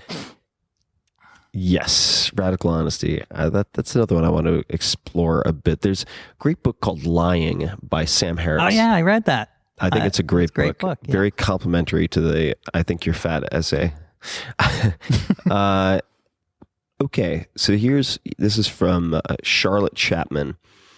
Most embarrassing failure at an experiment. So aside from the micro expressions, right? Most embarrassing failure at an experiment. Did he give up or refine his approach? Interesting. Yeah. Well, I mean, I think my life has been a series of embarrassments and humiliations. So, Well, in a way, you engineer your that's true. experiments to be embarrassing. Yes, exactly. Because I'd also think that makes better copy is, and that is actually one thing I was thinking about that I learned doing this podcast is that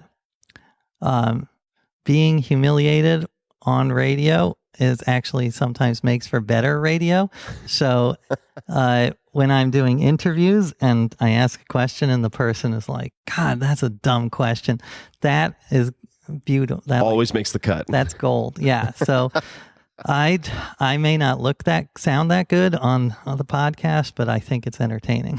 So, but yeah, I would say many humiliations. I don't know if this counts, but this is the first one that comes to mind. Is I was working at Esquire magazine, and we asked the actress Mary Louise Parker to pose nude, and I was tasked with asking her, and she said, "Well, I will pose nude, but only if the editor of the piece also poses nude." And I was the editor, so I went to my editor-in-chief, and he was like, "All right, well, do it. Take off your pants. That's your job." So I had to pose nude for a very well-known celebrity photographer, and it was quite humiliating and vulnerable, and also highly insulting, because I was, he's a big photographer, so he had like 10 assistants, like gorgeous 20-something female assistants, and I was like, oh my God, this is so embarrassing. But they could not care less. They were like no interest in my nude form. So that was tough for my ego. And then it came out, and they actually published the picture, and we got some subscription cancellations, I believe. So it was overall, it was a dark time. All right, let's do some rapid fire questions, which may in fact be misnamed, but they're short questions. The answers don't need to be short. When you hear the word successful, who is the first person who comes to mind, or who comes to mind? Well, this is a little schmaltzy of an answer, but I would say my dad. Mm-hmm. He is a lawyer who loves his job. Like, he literally has no hobbies, because all he loves is spending time with his family and his job. So if you can derive that much pleasure from your job, I think that's a success. Mm-hmm. I mean, to me, there are two criterion for success. One is that you're happy, and the other is that you're making the world a better place. Mm-hmm. So, and I think he does both. And he's also he is definitely in our genre of taking things to the ridiculous extreme. He writes law books, and he holds the world record for the most number of footnotes in a law article, 4,280. So yeah, so he finds something and he just goes with it. Wow, the apple does not fall too far from the tree on that one. What is, I don't ask this with everyone, but I'll ask you, what is something you believe that other people think is insane, or that very few people would agree with you on? Yeah, I love this question. And there are many, many things. So let me just go over a couple of them quickly, without trying to alienate too many of your listeners. Oh no, alienate away. Yeah? They're tough. All right, one is cannibalism. Wait, what about it? You're a proponent? I am a proponent of ethical cannibalism. Okay. I'm very interested and excited about in vitro meat, lab-grown meat. Like, you take a little cell from a chicken and grow, a chicken breast. So I'm very excited and I think in 10 or 20 years it's going to be reality, and it's going to open up. You don't have to just eat cows or chickens. You could have a human burger. Yeah, a human burger. Well, I was thinking giraffe or endangered animals, but yeah, take it to the extreme. You get, what is the harm in eating a human burger? And this is my idea for a startup. I think you've pulled back on angel investing. So, yeah. But, and maybe there are plenty of them listening though. All right. Someone may already be doing this, but my idea is, celebrity meat. So you can eat a Brad Pitt burger. Yeah, eat a Clooney burger, or eat a J-Lo burger, and it could even be specific body parts. Like, that's a little creepy, but I wonder what will end up being the Kobe beef of humans. So it's like, if you can choose gender, race, and so on, like, where do we end up? Right. Yeah, that's interesting. I don't know. So all these questions just begging to be answered. So cannibalism, okay, that's one. Another one, I like Sam Harris. I don't believe in free will, which I think is, some people see that as depressing, but I actually find it liberating. And because it's so much easier to forgive yourself for doing stupid things if you realize that you really there was no other option. The die has been cast. The die has been cast. And I think you're more forgiving of other people and the stupid things they do. Now, conversely though, couldn't you also be more forgiving or accepting of things that should not be condoned? Or does that just come back to the lack of free will? And you're sort of... Well, my feeling is there's a difference between fatalism and determinism. So you can believe that you don't have free will, but of course our decisions make a difference. Like if I just, for the rest of the month, lay here on this couch, my life would fall apart. I realize that. So I'm not saying our decisions make a difference. It's just those decisions are predetermined. Okay. That's a big subject. And I did have, what was the other one that I wanted to bring up? Shoot, it'll come back to me. We can come back to it. Last one, Shoot. which is multiverses. I know a lot of physicists believe in multiverses, but it really hit me with this election cycle because it is so... Like I can see at the convention of universes, all of the multiverses, and like our universe is going to be like getting just a ton of crap. Like, guys, this is the universe where Donald Trump is president. Like, can you believe that? We'd be like, so if the multiverse is actually a collection of kids in school, you're saying that we're going to be taunted. I think so. I do believe that. So yeah, that's what I've been thinking about recently. What book or books have you gifted the most to other people besides your own? I would say, I can't remember whether you had him on as a guest, but Jonathan Haidt.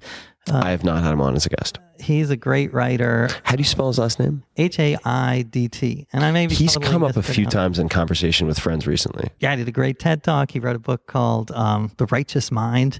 And it's all about trying to figure out the gap between the red and blue states, Republican and Democrat, and it's really interesting.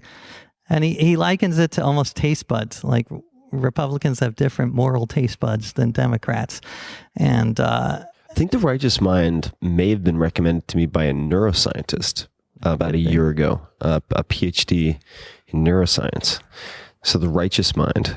Yeah.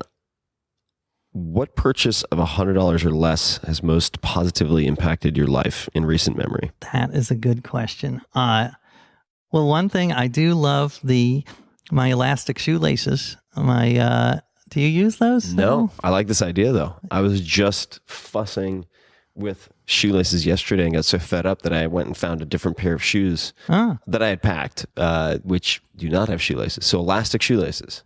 Yeah, so you just replace the cloth shoelaces with these I think it's called Lace Lock is the brand I use. And yeah, lace shoelaces seem like such like 19th, 18th century technology. It's so crazy we still use them.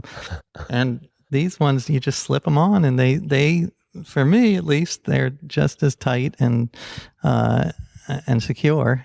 They're also not as sort of mental institution as like Velcro shoes. You don't have to make the jump to Velcro. You can go in between with the... Right. Yeah, Velcro, if you're under 7 or like over 80, you can get away with Velcro.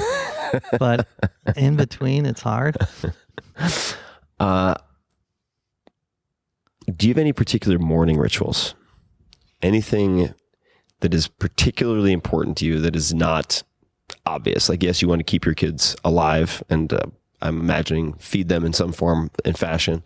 But are there any other morning routines or rituals that are important for you? Well, one we talked about is sort of the mental calisthenics. I find that helpful. Another you talk about in your books, which is the sort of restricting information diets. And I have tried, sometimes successfully, to stop reading the newspaper or any news in the morning because, then I just get depressed and spiral. I find it good to read news right before I go to bed because then I get depressed and I'm able to fall asleep. So that for me, keeping your mind clear away from news in the morning is crucial. If you were to give a TED Talk on something you are not known for, so you've given a lot of talks, but something that you are not associated with or known for whatsoever, what would it be on? Oh, that's a good one. Let me think. I don't know. This might be repetitive, but just talking about all of the ways that the past is horrible. I think I could go on for I know you only have 20 minutes for a TED Talk, but I could go on for 4 hours. Do you have any Is there anything that you obsess on or over on the evenings or weekends? It's just something like a pet obsession of yours that you have not talked about. Let's see. I mean, yes, I'm sure I'm a slightly obsessive person, as are you. So, yeah, slightly is very generous in my case, at least. I'm trying to think. I would say, I guess, that I do have the fear of missing out, not on parties, but on ideas. Like I'm always nervous, like that I haven't read enough and that there's great ideas and I'm just woefully ignorant. So that's, I guess, something. And then you read the newspaper before you go to bed. You exactly. get depressed and voila. That's it. If you think about bad advice, what is some bad advice that you hear given out often in your world? And you can define that any way you want. Could be writing, could be... I do have one. I have one that's like a pet peeve of mine, which is be yourself. Mm-hmm. Because, what if yourself is an asshole? Like Stalin, he was being himself. Just let Stalin be Stalin. That guy was really being himself. So I think if you think about this a little more, a little less flippantly, I think there are things that are very deep in us. If you're gay, you're gay. Don't try to change that. But there are aspects of our personality that we think are ingrained, but that can be changed. Like, I don't think I'm a very outgoing person naturally. I think I would spend most days just indoors reading, but I force myself to be social. I sort of force myself to be to get out there, and it's made my life better because you interact with people, you're happier. So don't just be yourself. Try to, be the best parts of yourself, but then take the worst parts of yourself and try to change those. Mm-hmm. Which I think you do, right? I agree with that. I agree with that advice. And I think there's also, be yourself implies that you're a finished product in a sense too. Right. Yeah. Which is where I take issue with the obsession with discover yourself, where maybe as a complement to that, at least, maybe even an alternative, the create yourself may be in some ways more accurate. Even though we think of this persistent I, this persistent Tim, this persistent AJ. From the cells in our body to just about every other aspect of our being, we're constantly in flux. Yeah, I love that. Works in progress. So I may not have time to put this up in the next few weeks, but if you could have one gigantic billboard anywhere to get a message out to millions of people, that could not be an advertisement. Any short message? I was thinking about this because I know you ask it. I mean, one thought that occurred to me is something like, life is too complicated and subtle and filled with grays to be summed up on a billboard. So don't pay attention to billboards. Something meta like that. I did a piece on effective altruism. I know you interviewed Will McCaskill. Yeah, and I am a fan of that way of thinking, just, how lucky we are and trying to give back. So maybe is that, but that would be an advertisement. No, not necessarily. I mean, you could have, if you make more than $68K per year, you're in the global 1%. Yeah, something like that. Yeah. It was interesting because you got to use guilt. Guilt will only get you so far. Yep. Like that might get you in the door, but then this feeling of empowerment, of helping others, I think is a better motivator for altruism. Yeah, well, I think it's more if you're looking to optimize the lifetime value of a donor as opposed to a single transaction that they then resent, then guilt is not the primary tool. Right. At least it seems that way. Just working with a number of nonprofits, myself mostly in educational stuff. So I sometimes ask people what advice they would give their younger self. I'm going to pose it a different way because you have this aged photo of yourself, your 82-year-old self in your house. What advice do you think your 82-year-old self would give your current self? That is a good one. I like that twist. I think, and I try to do this, I think my 82-year-old self hopefully will be wiser and happier. I do think overall my level of happiness has risen, which is nice. So hopefully... Trending in the right direction. Yeah, hopefully. Fingers crossed that continues. And I guess I battle this even today is don't be so opinionated. Don't have such strongly held beliefs that they can't be changed with evidence. I think that this society has a weird fetish with strongly held beliefs and these are my deep-seated beliefs, and if you change them you're a flip-flopper. And I think we got to rebrand. Flip-flopping is great as long as you're doing it based on evidence and not on whims. Like you have the ability to the courage to change your convictions, not just the courage of your convictions, but the courage to change them. So maybe I would tell myself, work on that part of your personality. That's what makes a good scientist as well, right? Yeah, exactly. Right. What is one of your favorite personal failures? And what I mean by that is specifically a failure that led in some way to a later success. Right. Or set the stage for a later success. Well, I have had many, many failures, as we've discussed, and I am a big fan of them. And rejection. That's one of the things I try to teach my kids all the time. You're going to get rejected 98% of the time. You just got to keep going.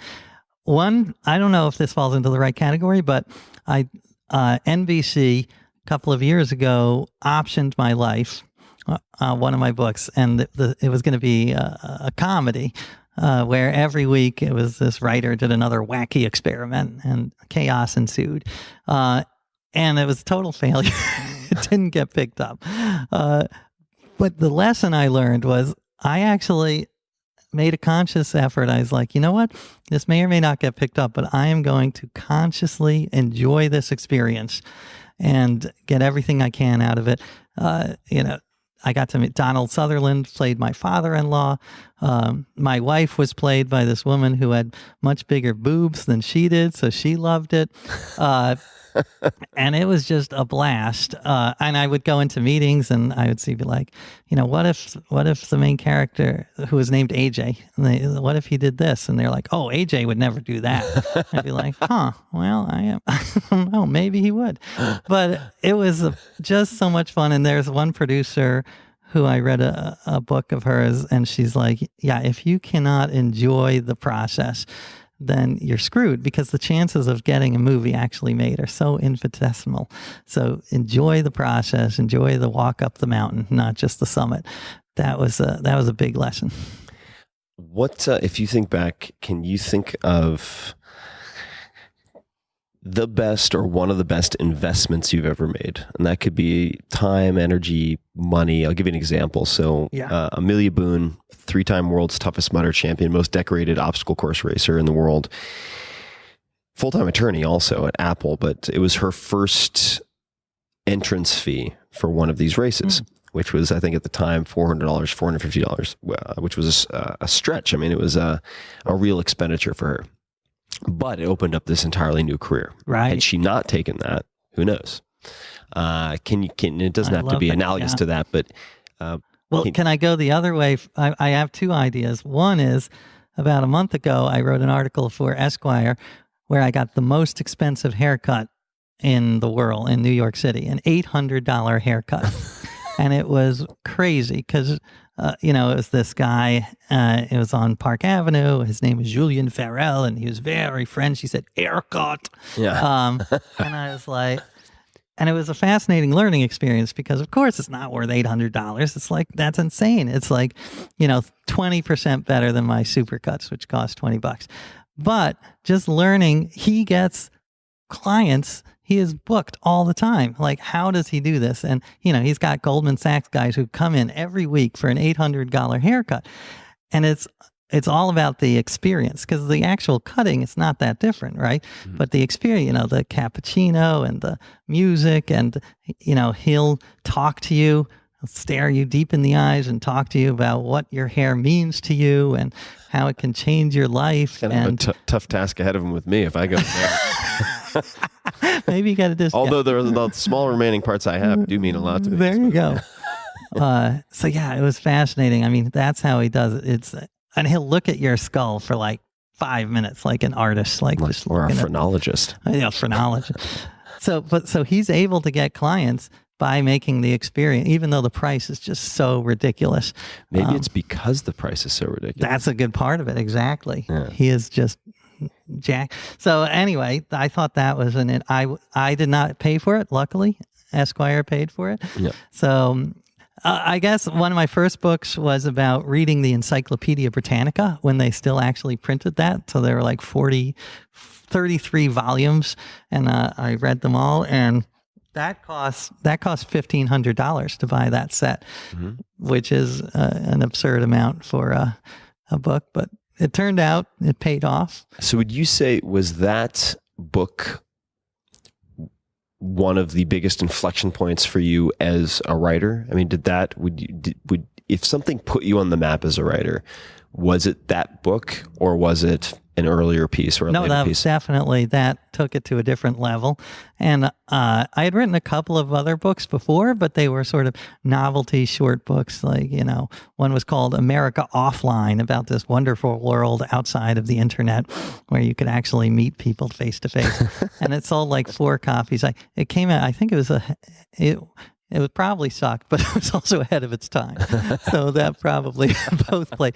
But I think the key was that was the first one with real emotion, and a sort of an emotional arc. And I talked about my father. I talked about the meaning of life, in a lame way. I tried, but that connected with people. I think emotion really does that, and that's one of the big lessons of this podcast that I'm doing with Gimlet. Is like getting those emotional moments really makes a difference.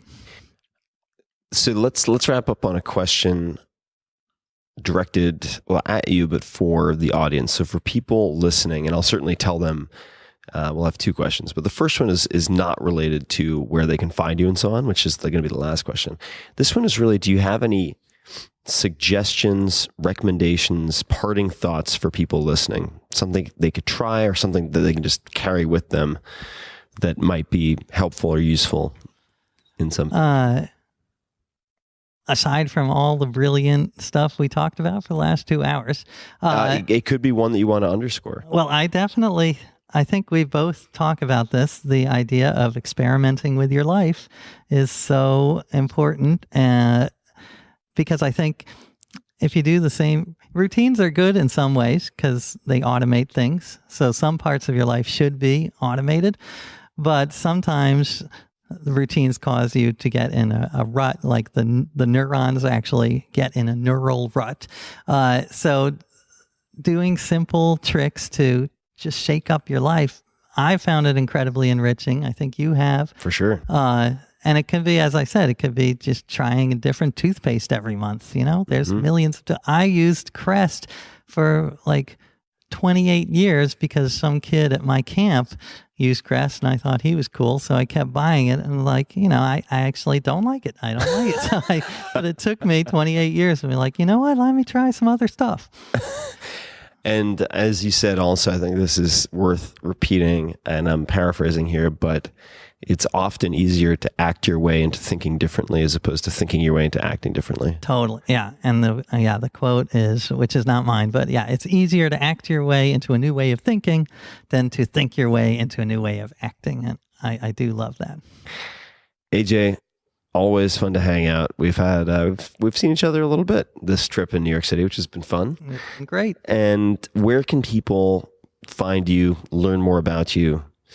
On the internet, podcast, etc. Where can people check you out, say hi? The podcast is called Twice Removed, and it is on iTunes, Gimlet Media. And my website is ajjacobs.com, at ajjacobs on Twitter. And my book about family, not genealogy, is coming out in the fall of 2017.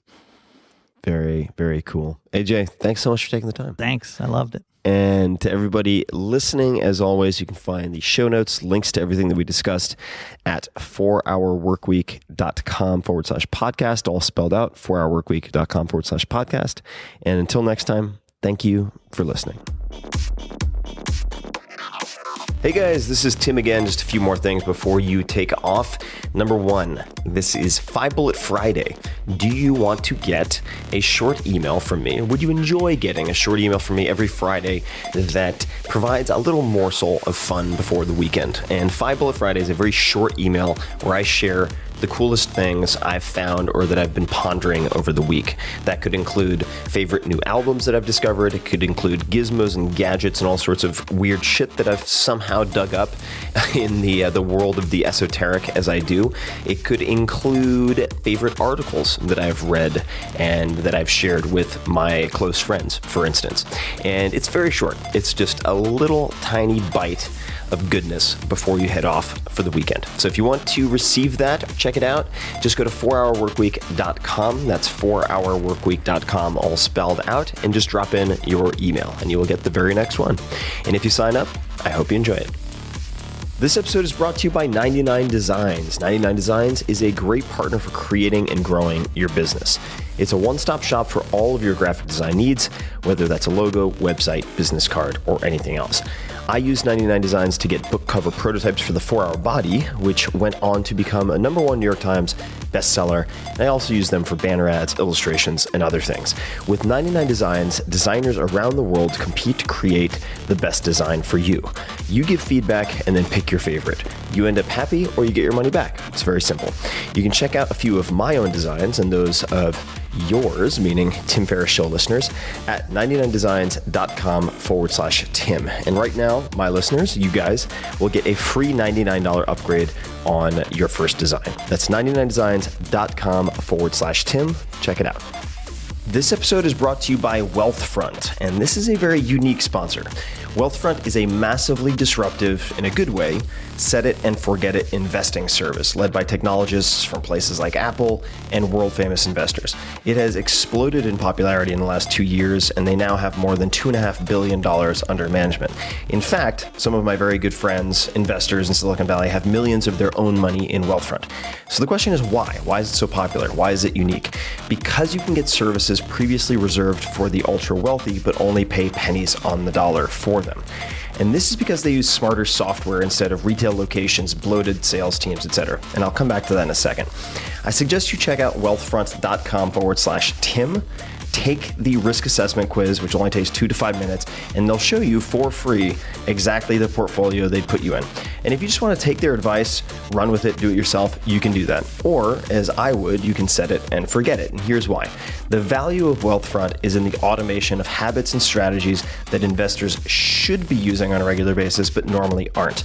Great investing is a marathon, not a sprint, and little things that you may or may not be familiar with, like automatic tax loss harvesting, rebalancing your portfolio across more than 10 asset classes, and dividend reinvestment add up to very large amounts of money over longer periods of time. Wealthfront, as I mentioned, since it's using software instead of retail locations, etc., can offer all of this at low costs that were previously completely impossible. Right off the bat, you never pay commissions or account fees. For everything, they charge 0.25% per year on assets above the first 15,000, which is managed for free if you use my link, wealthfront.com/Tim. That is less than $5 a month to invest a $30,000 account, for instance.